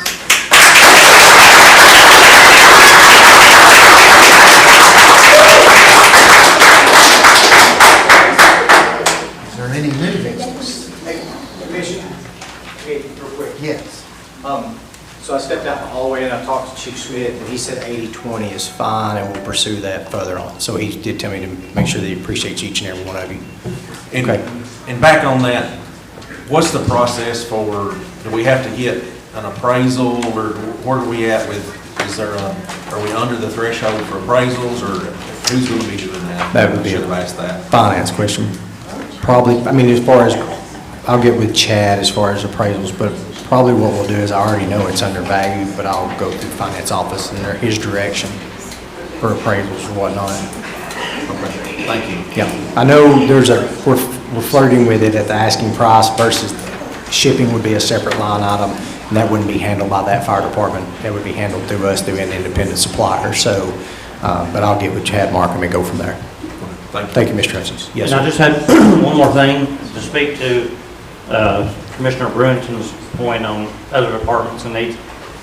This is kind of my idea of good use, one-time use for some of this success fee stuff that's one-off, one-time, that we can. I would love to update our fleet, and some of our fleet is worth trading before we start having trouble. You know, I mean, We can do this stuff? Here's where we're at.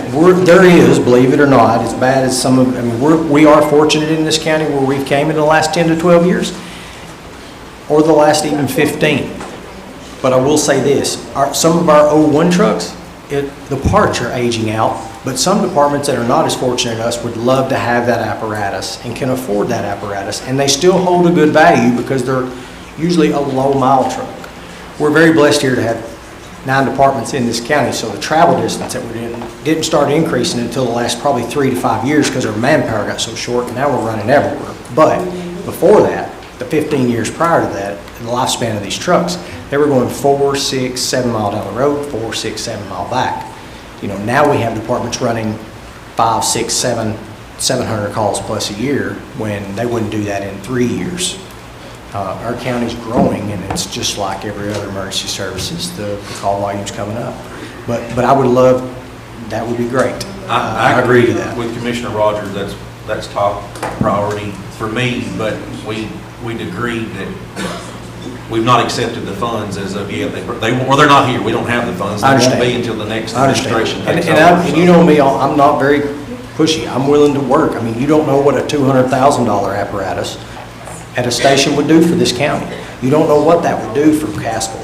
It would be huge to put a $200,000, $250,000 fire truck, which is a quarter of what a new one would cost us. So that's the conversation I want to have for the next 90, 120 days. I'd love to have it. Thank you, gentlemen. Thank you. Thank you, Director Murphy. All right. Okay, any new business? Hearing none, would anyone from the audience like to address steering committee B? You can step up to the mic and state your name, and you've got 3 minutes.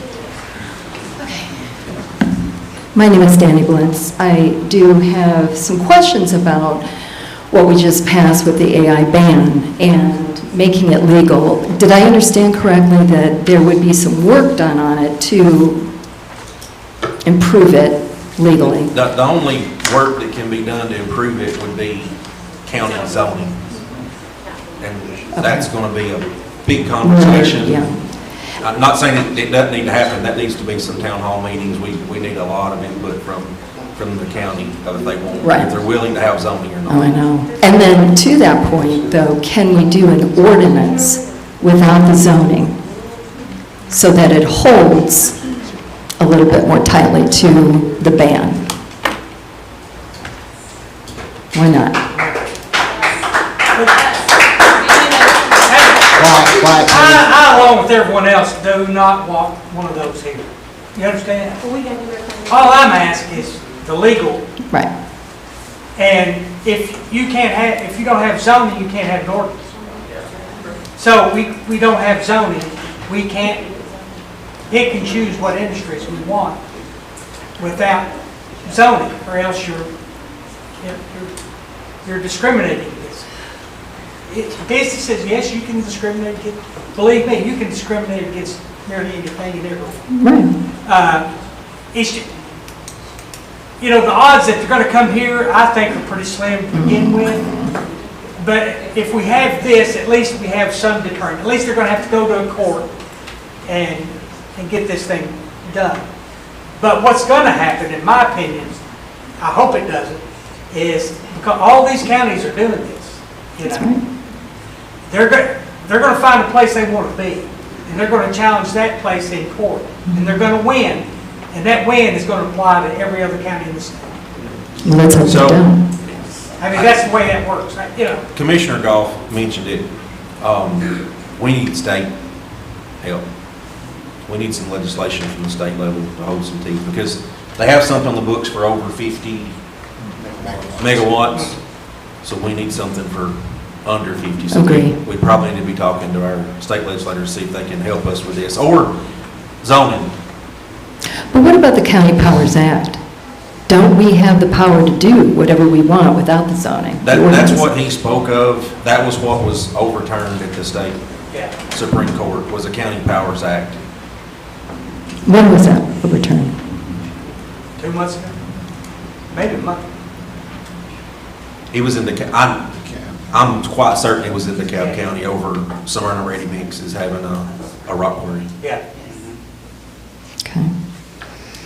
Okay, that's what I had for this, and thank you very much for passing that on. I have Flock that I'd like to address because we're concerned about tearing it down. If you all have rescinded the ordinance and plan to take that to full court, correct, and to complete that process, I'd like to address Flock and what I have discovered in my journey about that situation. Okay? On June 4th, Sheriff Page stated publicly that he would respect what the commissioners voted on regarding the annual fee to pay for Flock equipment. Most commissioners voted to support their oath to the Constitution, to vote their conscience, and to honor what most of their constituents requested. It is time to dismantle Flock. In the name of safety is not worth giving up our privacy to a multi-million-dollar corporation for profit without our permission, and especially when the end goal is mass surveillance and control. While finding the bad guys may be an easier job with Flock, understand that even the patent names what this is really about. The title of the patent is System and Method for Object-Based Query of Video Content Captured by a Dynamic Surveillance Network. There is nothing about safety in the title of the patent. The definition of surveillance is a watch kept over a person, group, etc., especially over a suspect, prisoner, or the like. Continuous observation of a place, person, group, or ongoing activity in order to gather information. There was no notice for public comment before the contract was signed with Flock Group, Inc. on February 26, 2025. Taxpayers were never publicly asked to approve what we would be asked to fund. The contract with Flock Group, Inc. is invalid because the contract signed February 25th, 2025 was sealed with an unauthorized signature. On May 18th, 2026, a public records request was made directly to the Sheriff's Department. 7 weeks later, it has not been honored. FOIA requests must be honored in 7 days.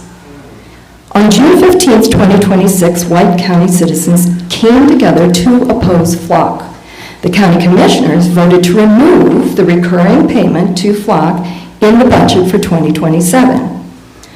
Flock is an invalid, illegal deal between the White County Sheriff's Department and the Flock Group, Inc., which makes the contract null and void.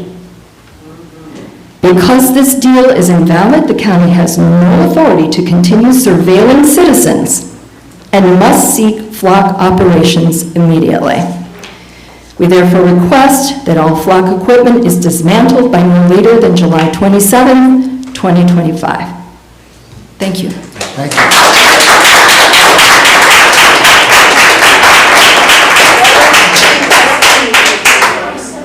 Do we have anyone else who would like to speak? Anybody else would like to speak? Yeah, We'll get you in there. I didn't think after a half hour ago that this was going to be necessary to talk about, but I spent the time to put it together, so I'm going to.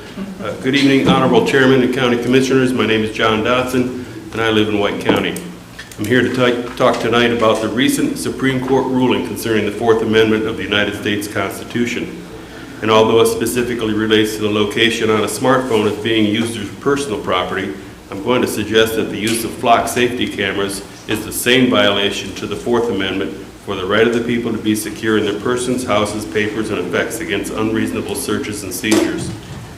Now then, on June 29th, 2026, just 1 week ago, the Supreme Court ruled in Chattree versus United States, number 25-112, that a geofence warrant is a search subject to the Fourth Amendment.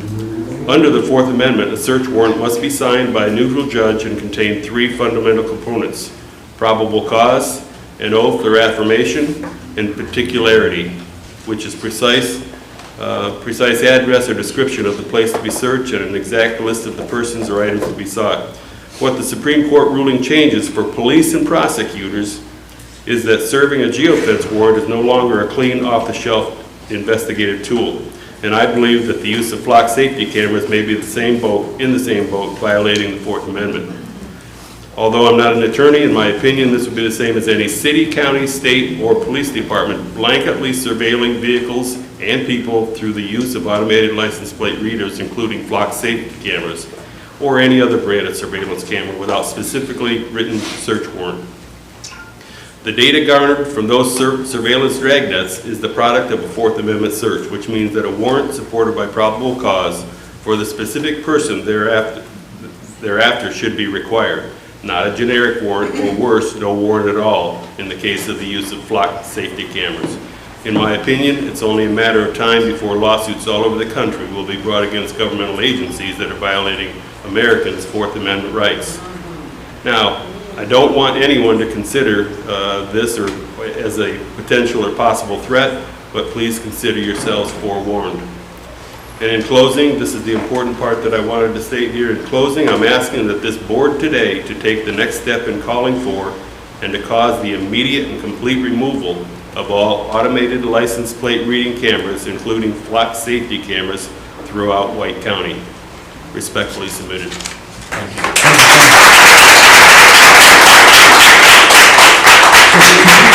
Could you repeat the Supreme Court ruling you mentioned? You said the name and the number. Yeah, June 29, 2026, 1 week ago on Monday, the Supreme Court ruled in Chatrie, Chatrie v. United States, number 25-112. Thank you. Thank you. Okay, ma'am. I hate talking in public. You can do it. I will try not to be on you. And Ms. Blitz, thank you for the email for the petition. I got it. Thank you. Kim Kirby. Of course, you guys are new to me. I'm new to you a little bit, unless you've been checking your emails. And I believe you guys should have gotten a couple of pretty lengthy emails from me. I even sent one today. Oh, I am so sorry. But yes, I did bring copies printed out if you Please did don't not. read them. You don't need them? I said, please don't read them. Oh, no. Of the emails, in case you want copies. Go.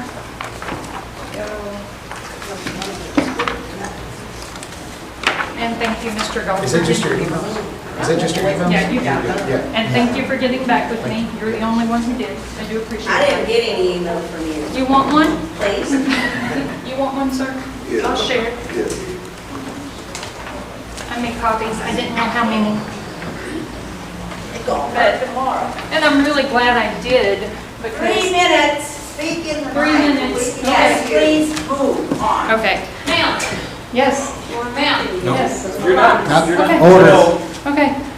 Anyway, the thing that I wanted to bring up was exactly the concerns that they did with your proposal on the ban and that the attorney brought up. And today you just confirmed everything, that we do need a moratorium in addition to the ban, okay? To give us a window of time to put in zoning, to put in ordinances, to create laws, to help direct us with our development in the county, not just on data centers, but all development.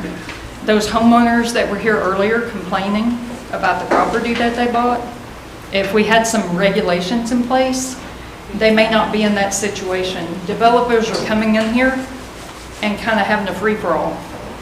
And I know that the state has control, but you guys can put controls in place. We just don't have them. So that's what my proposal is for, is to request a moratorium. I need a sponsor. I need somebody to bring it forward. And you guys true it up. I need the attorney to expand upon it. Make it legal so that we can have some armor and our defenses against what's happening to our county. Not only just AI data centers, but all development. I feel like we're lacking. Block, my question would be, if the cameras are still up, are they still recording? Where's the data going? Yes. Yeah. And then who takes them down? Are we just going to let them stay up just because we're not paying? Don't we pull those down? Because like she said, if it's a violation, yank them suckers out. He's saying it's illegal, you know? Home Depot, Lowe's, let them know. They have contracts with Flock. So does you know? Walmart. So does Walmart. And I agree with the lady on the pickleball. We're budgeting our money toward luxury, not necessity. My God, my house catches on fire, I want a fire truck. I don't give a damn about pickleball.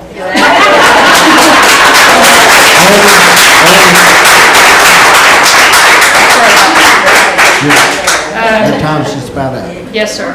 And, yeah, I mean, and then the zoning, you know, and the funding and where that's coming from, I just think we just need to all focus that energy. And I want you guys to have time. We have an election coming up. You can't do it in 60 days, but if you can help with a moratorium, the next crew and the ones that are staying on will have the time they need. It'll give you a window. It gives you a breather. Give yourself some breathing room. I want you to make good decisions, lasting decisions, not crunch time decisions. Thank you. Thank you.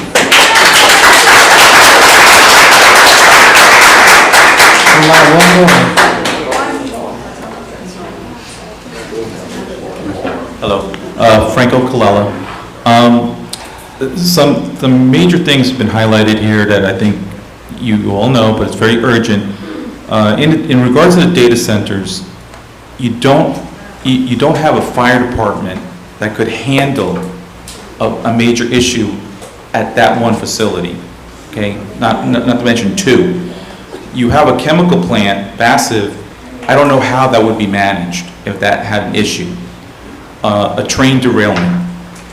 Yes, multiple counties would come to your assistance, but initially, you don't have the infrastructure, okay? And you don't seem to have the funds to balance that. So that's priority number one. And you would talk about evacuating, tens of thousands of people just in your county, not to mention anything neighboring. So that's a major consideration that I would say, you don't have the capacity to deal with that.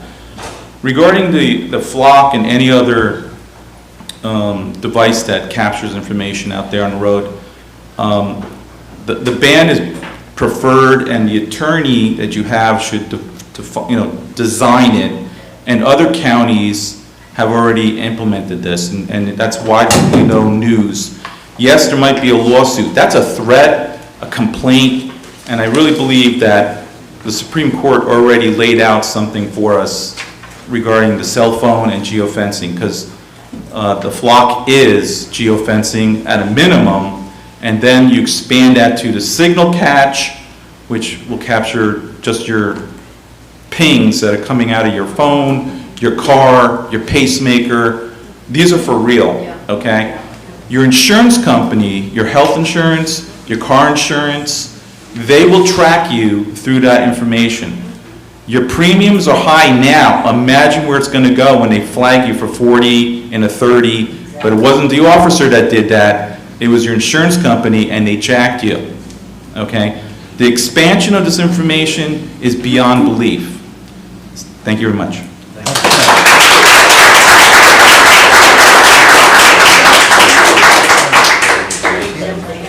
Yep, you ladies, we'll hear from a couple more, no more data center, but if y'all want to talk about something different. Something different.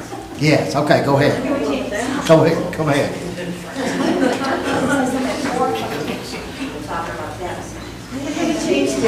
Change the topic. One of the hot topics that everybody likes to talk about is the animal shelter. So I'm here, my name is Ellen Horvath, and I'm a retired teacher from the Chicago suburbs, and I've been here for 4 years when I retired. I've been at the shelter since I retired. I appreciated the opportunity to speak tonight. I love the fact that each meeting always starts with prayer. I love that so many of the people of White County are friendly and genuine. I love that Tennessee is the volunteer state. I know that being a public servant often feels like a thankless job, and that no good deed goes unpunished. And so for that, I thank you for all your service. Regarding the shelter, which has been a hot topic in social media, as you all would be aware, these are the facts. When Brooke became a manager, she closed the shelter to both the community and volunteers on Thursdays, which she calls deep cleaning days, on Sundays, Saturdays before 10 a.m., and on all holidays. So Mike Sparks dismissed all volunteers via text on Juneteenth because he had heard enough. These are the facts. This is what he heard via text regarding the hours of operation when Brooke said that Juneteenth is a state holiday, quote. If anything, the shelter should be open on holidays, especially the minor ones. If people are off work, kids are not in school, what better time for them to come to the shelter? Can't do that if you're not open. Stephanie, Sarah, and Beth never prohibited or discouraged volunteers from showing up to walk dogs. Thorough cleaning was routinely done throughout the day, and there was never such a thing as business hours being only 4.5 days per week. Sadly, the lack of accountability has allowed things to go on that shouldn't, and the standard of care for our shelter dogs has deteriorated significantly in the last few months. The previous 3 shelter managers worked diligently to provide them with proper care. When you know how good things were, and your voice is the only representation the dogs have, we are obligated to say something when we see something. And that is why the shelter volunteers were dismissed. Our animal shelter is essential to the welfare and safety of our residents, of our community, and it deserves our uncompromised commitment. Thank you for your time. Thank you.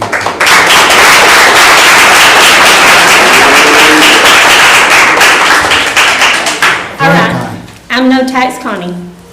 Guys, I want to bring some things to y'all's attention, and I don't know if the public is aware of it. Y'all left that money in the sheriff's budget for those flock cameras. So if the money's still there, he can still use it.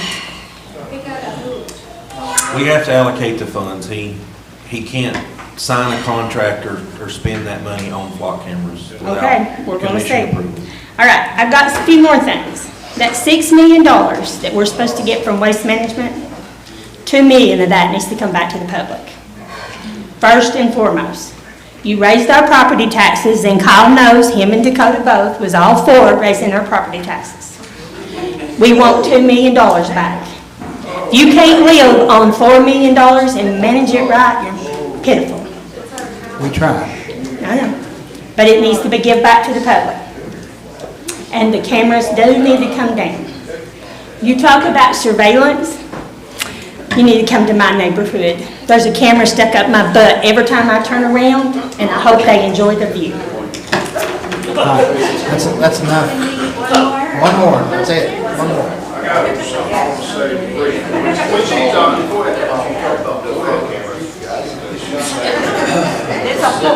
There's a whole lot of people here that would like to talk about the shelter, and we feel like we haven't been given the chance. Exactly. Okay, my name is Monica Jicka. I've been volunteering at the animal shelter for nearly 15 years. I've cleaned dog pens, did laundry, washed dishes, done yard work. But most importantly, what I've done is walked and socialized dogs. A socialized dog has a much better chance of being adopted Exactly. Yep. than one that has not been. During that time, I've worked with 5 different shelter managers. While I didn't always see eye to eye with Stephanie, Sarah, or Beth, and didn't always like their rules and policies, I never once doubted their love and devotion to the dogs. And as a 24-year Navy veteran, I don't have a problem obeying orders and supporting rules and policies that I don't necessarily agree with. But when new rules and policies result in what I see as animal neglect or borderline abuse, or when it appears that ridiculous rules are being made just so someone can assert their authority and show everybody who's the boss, then that's the time when I'll speak up. Exactly. Amen. Now, we have a small text group made up of the regular faithful dog workers, the ones that are there at least once a week. And that chat group includes Mike, Brooke, and Amber, the shelter employees. We talk among ourselves about upcoming events and activities, but we also use this site to express concerns that we may have. The group does not go on social media. We don't badmouth the shelter to the general public. As I said, we talk among ourselves. In addition to expressing my opinion on this chat group, I've also voiced my concerns directly to Brooke and Amber, issues like shelter cleanliness, dirty and empty water bowls, and so on. But what I've witnessed on June 19th and the following day was the last straw, and I strongly voiced my concerns to this group. And I'm well aware that it's possible that's why we all got dismissed. I don't regret what I said, and I would do it again, because somebody has to be a voice for these animals. Shortly after our dismissal, we had a group meeting, or shortly before our dismissal, we had a group meeting and were told by Mike that if people didn't stop voicing their concerns, even on this private chat group, he was going to get rid of all the volunteers. I felt threatened when he said that things could very well go back to the way they were before, that he had run the shelter by himself before and could do it again. For those of you who are not aware of what the way it was before means, we're talking about pre-Stephanie days, when you couldn't see the shelter because of the weeds surrounding it, when dirty, filthy blankets were stacked up to the ceiling in the laundry room, when dogs were fed in continuous feeders where new feed was dumped on top of old, resulting in them eating moldy, rotten food. Wow. When water bowls were never cleaned and were filled with slime, and when 1,200 dogs were euthanized in 1 year. Wow. Stephanie changed that all, and ever since then, our shelter has been a model shelter, one that other counties look to as an example of a quality shelter on a small budget. But I'm here to tell you this is changing, and it all started with getting rid of the volunteers, the ones who otherwise would be the witnesses, the ones who keep them honest. Shortcuts are being taken. Dogs are left to fend for themselves for as much as 22 hours a day. The shelter is closed on Thursdays and Sundays and is only open 10 to 2 on Saturdays. What's going on when the shelter is closed and no one is allowed past the gates? No one is watching. How many hours are actually being worked by the employees? This is not the time or the place to discuss my suspicions or things I've seen recently, but I would be very happy to sit down with any one of you and discuss it. I know there's some of you that would just as soon see the shelter close, or worse yet, that it would go back to just being a pound where dogs were euthanized 3 days after they arrived. And I don't imagine anything's going to get done in the next few weeks, but I pray that after August election, some changes will be made. Thank you.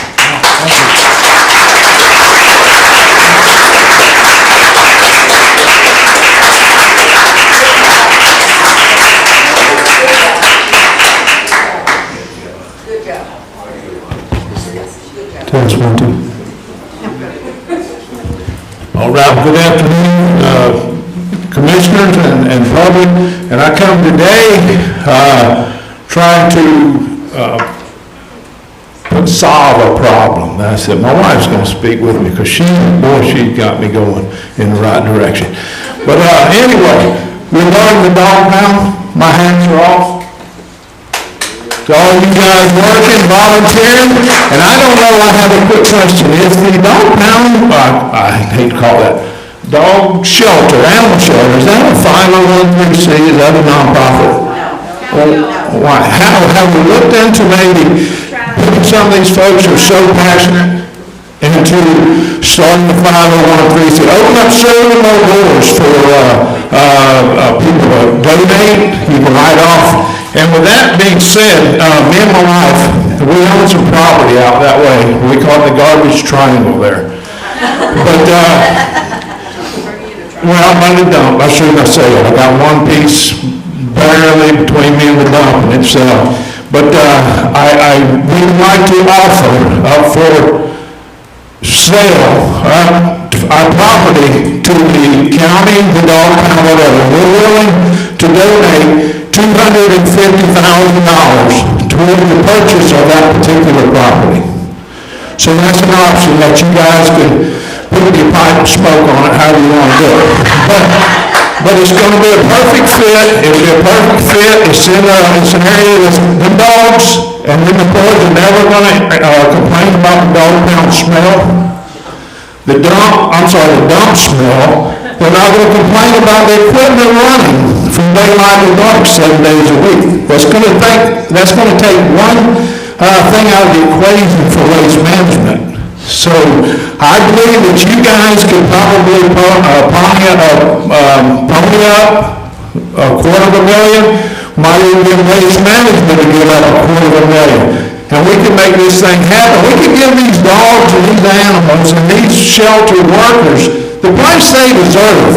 We've got almost 6 acres, got a 1,500 square foot steel building, power, water, all there.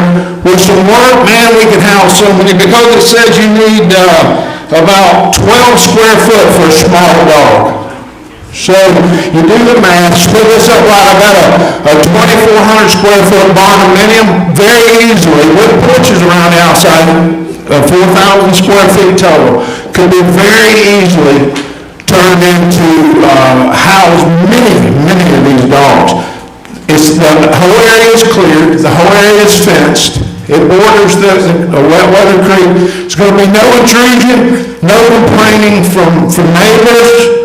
So I'm offering a solution. I consider myself a problem solver. We're problem solvers. We're philanthropists here. We're trying to do something good. We're trying to take lemons and make lemonade here. Okay? We're trying to help solve a problem that's been created and going on in perpetuity, and it's fixed to come to a head in about 2.5 years, if I'm not mistaken. But once again, my name is Joe Davis, my good friend Mike Darlene. We live on Old Kentucky Road, 13461. We have state road access.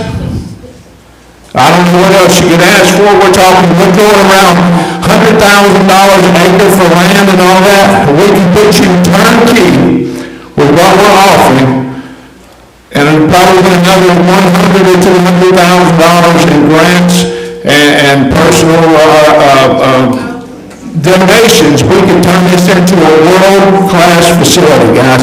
We wouldn't have to chase our tail and worry about moving in 2 years. We're trying to give you an answer to a perpetual problem that's not only White County problem, animal shelters are nationwide issues, guys. Just like garbage, nationwide.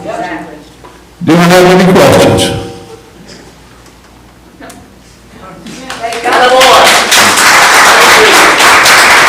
I'm out.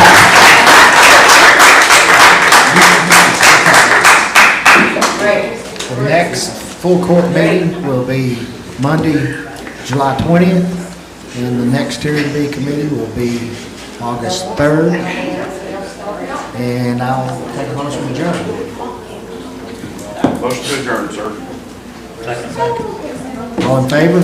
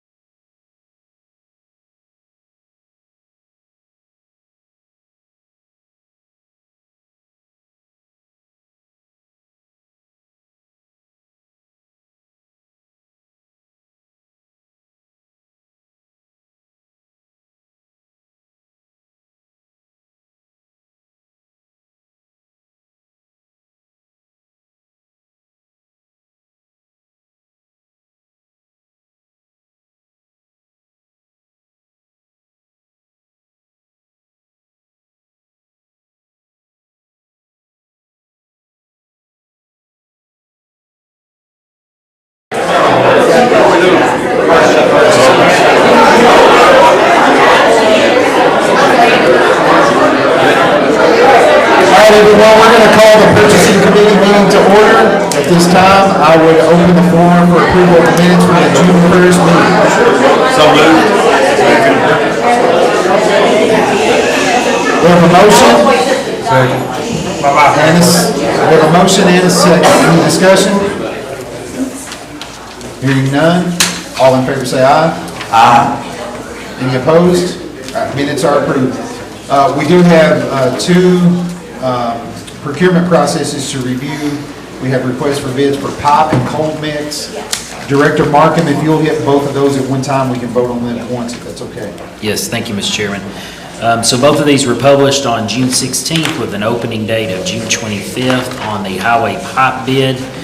We received one bid from Contec. You see the pricing there for those from a 12-inch pipe all the way up to a 72-inch metal pipe. We bid both metal and HDPE. Contec is a current supplier of ours, and so we've been happy with that, and we would recommend moving forward with them. The second bid is for cold mix. To earlier in a meeting about a grant for that. So this is a request for qualifications and interest for architectural and engineering services on that. We received 11 responses in response for that. Those were scored by multiple individuals within the county, and the scores were tallied and averaged, and the highest score was a 95 out of 100 scale to Kimley Horn and Associates. They received the most points achieved in the scoring process, and that's who we recommend moving forward with. Okay, any questions for Director Markham? I'll make a motion. Have a motion to approve and a second. Any discussion? All in favor say aye. Aye. Any opposed? All right, RFQ is approved. We open the floor for public comment to the purchasing committee. All right, I entertain a motion to adjourn. So moved. Have a Second. motion and a second. All in favor say aye. Aye. All right, we are adjourned.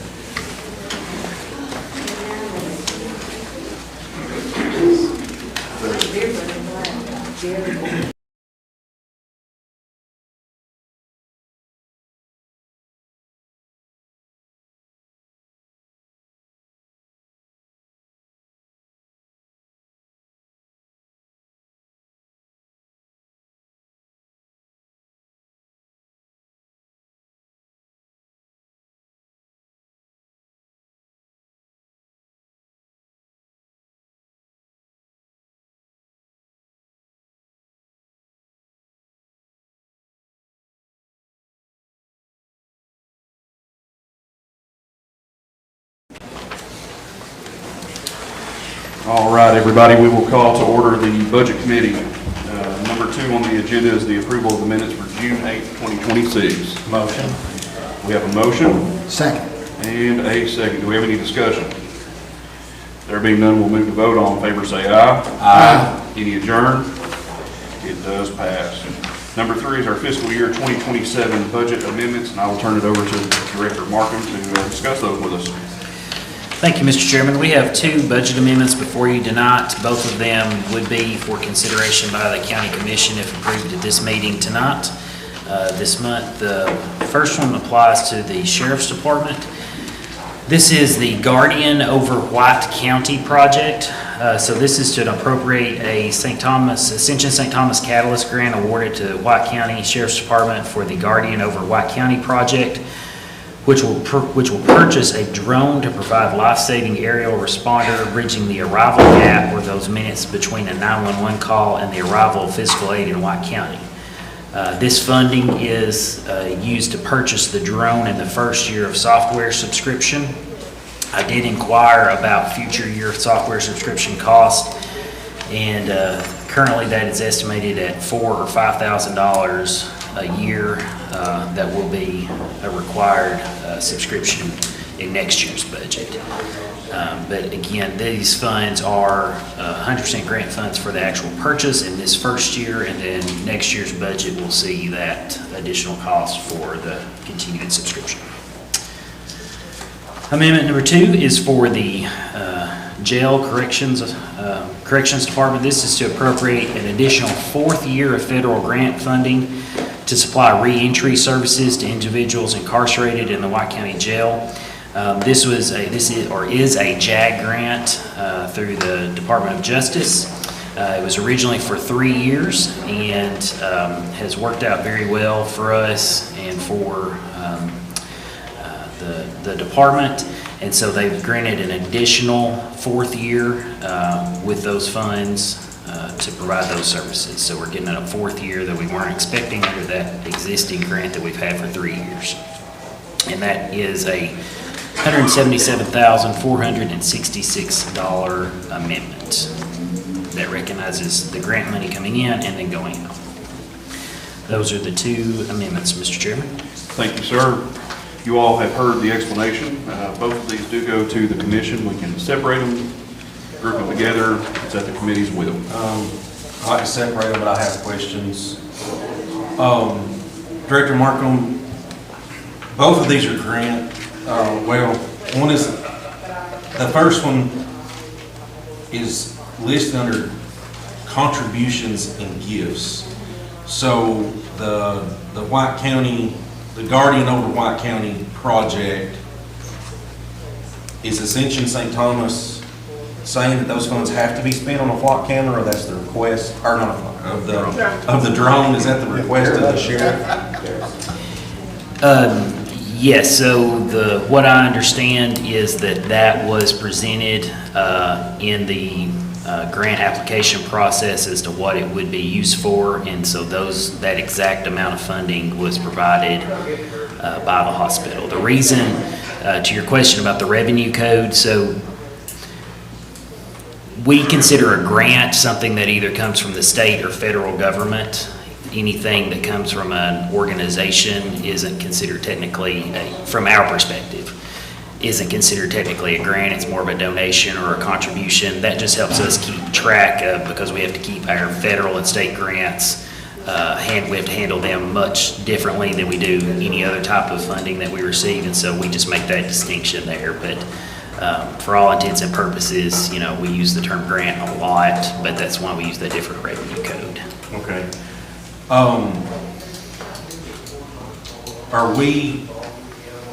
Does this have to pass tonight for this project to fund? So I have received a check for the funds, but I don't have any appropriation. So the appropriation has to come, the expenditure of the funds has to come from the county commission. So I didn't, once I received the check, that's when I inquired about what the check was for and determined that it was related to this grant that had been received by the Sheriff's Department. And so therefore I brought it forward to you guys to appropriate so that the funds could be used accordingly. As far as timeline and stuff like that, I'm not sure, Mr. Chairman, or Mr. Commissioner. I have a lot of concerns about, we just went through lengthy conversation about our privacy and a drone. That's writing a blank check for a drone to fly around everywhere and surveillance that video records more so than a flock camera, in my personal opinion on that. I wish the sheriff was here to give us some insider direction on it, but he's not here to. So let me put some shine on that right there. So you're talking about these drone areas, and he's done gone right there, but Matt McBride's got a drone at his station for EMA. I've got a drone at our station for the fire department. There's several fire departments got drones, and there it is. And if you shut one down, you might as well shut them all down. Okay. But you see what I'm getting at right there? So that's what I'm saying about this drone. I know you've got questions about this, but like I said, EMA's got one for the EMA. They're not spying on people. Oh, no. But I mean, they can do a lot of things. Lots of things can be bad. All right, so what we will do, since Commissioner Hutchins asked that we split them up, we will split them up. So we will start, I'll accept a motion, if there be one, for this first amendment to go to the commission and $33,000 for the sheriff's department. I would make a motion to table this for further discussion We're gonna have an annual recurring cost that's gonna fall on the next group of commissioners to fund. We're essentially tying their hands to fund something with no input. I think this needs to be tabled until September, October. So I'll make a motion to table this till October, till the new commissioners can come in and we maybe get some better insight on how the drone's gonna be used, potentially with the sheriff's department. We have a motion to table. Do we have a second? Second. And a second. Do we have any further discussion? Being none, all in favor say aye. Aye. Any opposed? It is tabled. Moving on to number 2, the JAG grant for the jail for reentry services. Accept a motion to approve to send to full court. Motion. I have a motion I'll say. and a second. Do we have any further discussion? Director Markham, is this another one that needs to be funded immediately? Is this detrimental to the? I mean, we're providing the services. It's a continuation from what we have been doing the past three years. And so with the new budget year, we received those funds. And so currently we are providing these services. So we will have some expenditure of some type. There's no, there's no additional cost above what we're already into at this point by extending it for a 4th year. Okay, thank you. I'll accept a motion to approve. You got a motion. You have a motion. Oh, I'm so sorry. Any further discussion? All in favor say aye. Aye. Any opposed? It does pass. Do we have any old business to come before the budget committee? There are some items under new business, and Director Markham, I'll let you take it, sir. Thank you, Mr. Chairman. These are for the School Federal Projects Fund. These are 3 new budgets for fiscal year 2027 that we have received approval from the state on. I'll go through those individually. The first one is Subfund 960-960. This is the preschool development grant for $7,500. This is to purchase curriculum for pre-K classroom, social emotional learning supports, and teacher training materials for the students and teachers in the preschool department. Budget number 2 is Subfund 802. This is the CTE Perkins Reserve Grant. So this is a $50,000 grant. It's a discretionary grant received. So it's a competitive grant received by the county CTE program. Be used for instructional supplies and materials and vocational equipment. That's a $50,000 grant. And finally, Subfund 801, this is the Carl Perkins Basic Grant. So this is the CTE basic funding from the federal government, $75,311.61, primarily used for vocational instructional equipment, in-service, and substitutes for PD professional development programs. These will go before the school board on Thursday night of this week. So I ask that you approve them contingent upon school board approval. Thank you, sir. You all have heard the explanation. Keep them together, separate at your will. I'll make a motion to approve all. Contingent upon school board. Contingent on school board. We have a motion. Do we have a second? Second. And any discussion? There being none, we'll send it to a vote. All in favor say aye. Aye. Any opposed? It does pass. All righty, moving on to number 6 is public comment. Does anyone from the public want to come and address the budget committee? I'm sorry, Mr. Chairman, we also did have two items from steering committee B tonight, if you'd like to take those up. Yes, thank you, sir. Let's go ahead and do those first. The first one is, somebody correct me if I misunderstood this, but it was to appropriate up to $16,000 on an 80-20 split for repairs to Central-View Department fire engines. And then the second item was the Eastland Volunteer Fire Department 80-20 split up to $20,000 for a fire truck. Thank you, sir. All right, committee, these came through steering committee B, which most of us are on. I know it's not on the paper or plan, but let's discuss and do we want to fund these? moving forward. I'll make a motion to move forward and fund these. Okay, we have them for both of them, sir? Both. Okay. We have a motion for 80/20 up to 16,000 and 20,000 for the respective repairs and purchases of the fire truck. Do we have a second? I'll second. And a second. And for discussion, to clarification, the county is funding 80% and then the department is funding 20%. Yes, Just sir. for clarification on that. Clarification, correct. Any discussion? All right, all in favor say aye. Aye. Any opposed? It does pass. Director Markham, thank you, sir. My apologies. All right, public comment. Would anyone from the public like to come and address the budget committee? If you do come up, state your name. Franco Colella, in regards to the budget item for the Guardian, which is really a flying flock in a sense. And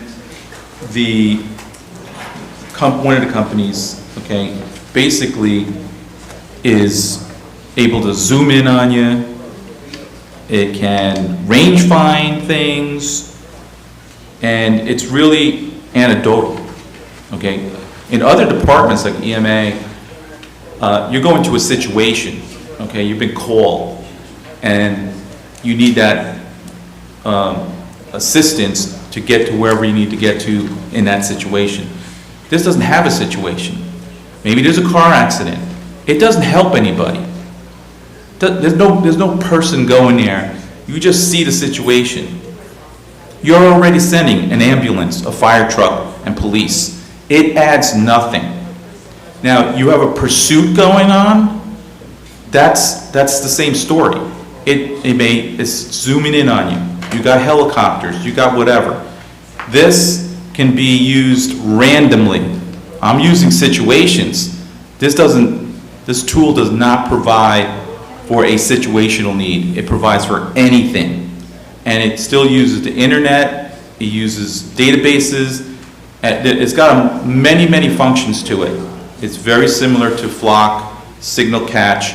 It can capture your voice and so forth. I don't understand how that would be guarding me or helping me as a citizen. For the sheriff's office, it could follow me just because. Okay? It could follow you. It could follow political situations. It could be misused so much more easily than even the Flock. Okay, so I would say tabling is nice, but it needs to die because, first of all, I don't believe you were informed fully what the purpose is. A grant sounds free, but you have a $5,000 or $4,000 a year service agreement. Your tech department, how big is that? Who's observing this? Who monitors this? Who audits this? And then the lawyers would have a field day on how that thing is deployed. And then who was trained. There's a lot of caveats to this from a legal perspective, from a citizen perspective.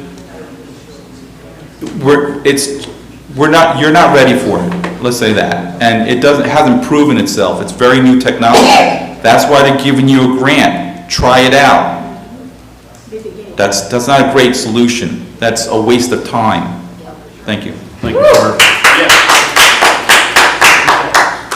All right, would anyone else like to address the budget committee? All right, our next meeting will be Monday, August 3rd, 2026, following the other steering committees. I will accept the motion to adjourn. Motion. Second. We have a motion and a second. All in favor say aye. Aye. We are adjourned. Thank you.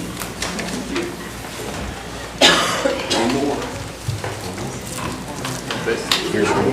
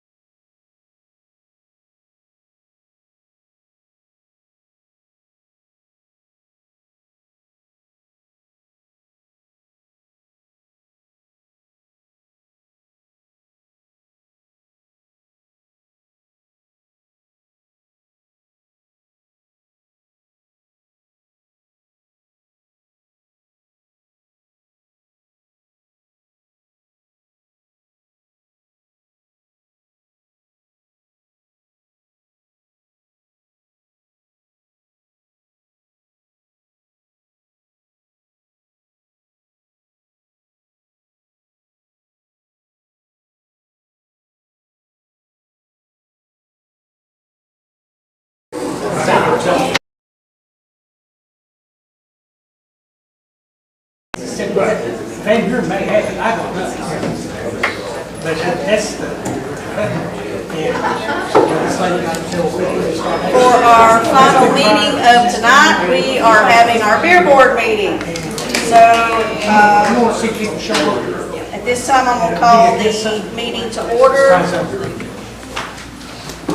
Ashley, can I get a roll call? Becky Golden. Here. Derek Hutchings. Here. Chris Brooms. Here. First order of business, since TK is no longer on the board, TK was our secretary, I will entertain a motion for a nomination of a new secretary. Nomination Derek Hutchins. I kind of got to take that, don't I? I'll make a motion on nomination cease. Seeing as all nominations have ceased, all in favor say aye. Aye. Opposed? Got him. So we do have a new beer board secretary. We are here today for a beer permit that has been applied for by Mason Knott for the Silver Silo.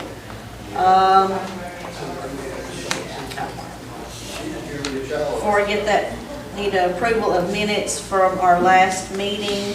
I'll make a motion to approve those minutes. Second. Got a motion and a second. All in favor say aye. Aye. All right. Now, we have received the permit. We also have received some audience members who are petitioning against this beer board permit. Would any of those like to speak? I think we set it up.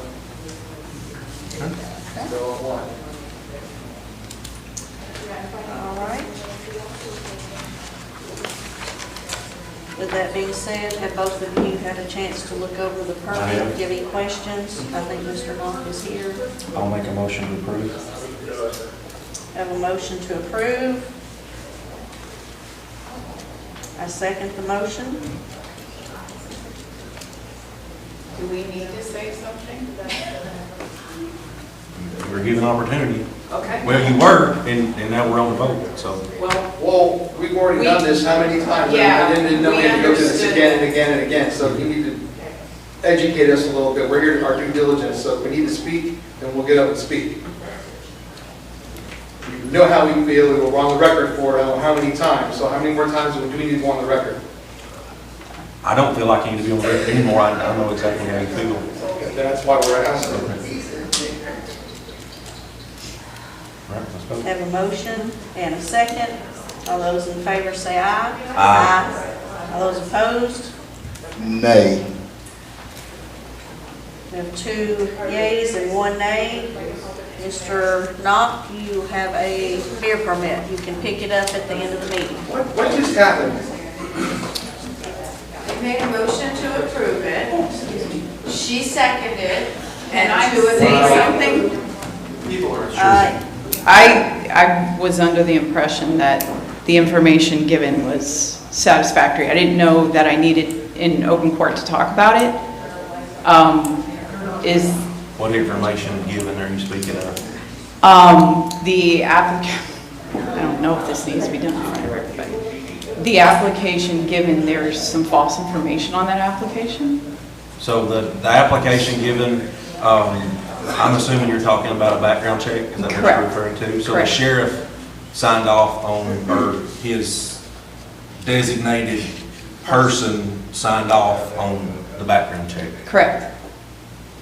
But that was strictly a local background check, and if Okay. you read the exact,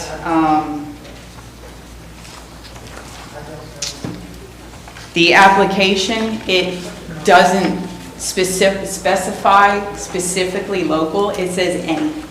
Okay, so the background check that was performed was the same background check that has been performed on any other person that has applied for a beer permit? But it's also your... So if we ask the sheriff to do a background check and he or his designated person is signed off on the background check, it's not my job to question the sheriff and his ability to do his job. It's not questioning that if you were to go fill out an application for a job, it's your moral obligation to inform that job when the question And the asks. sheriff done, that's why we depend on the sheriff. That we don't, But it's- as the board, we don't have access to do background checks on people. That's why the sheriff does that for us. So And- if and he the performed his job. application has fraudulent information on it, then where do we go from here? Well, Because I'm aware that of- question is I'm aware of paperwork that you presented correct. that I Can don't we know. ask him if that's? I don't know if it's falsified information or not, Can we because I ask- know that happens quite often, is police officers and stuff are falsified. Can we Ask ask him falsified if things, that so- is a No, you true can't, statement? you can't ask him that, no. But if you, Attorney, if you fill out an he has application met the falsely. qualifications for the permit, If he's correct? met the qualifications, you really don't have the authority to deny it. Okay. The And he has met those qualifications for the permit. But if you all find that he has met the qualifications, the law says you must grant it. Must grant. But if there's information on that application that is falsified, But if they determine that, they have it. I have information that it's falsified. Well, How do we know the information you give us is not falsified information to make it where he's not? I mean, we don't know that. We've asked the sheriff and the sheriff done his job. It's been passed. We've given his permit. If we don't have any other comments, I'll make a motion to adjourn. Motion to adjourn. Second. Sorry, you made the motion, I second. All right. We are adjourned. Motion to adjourn. change control.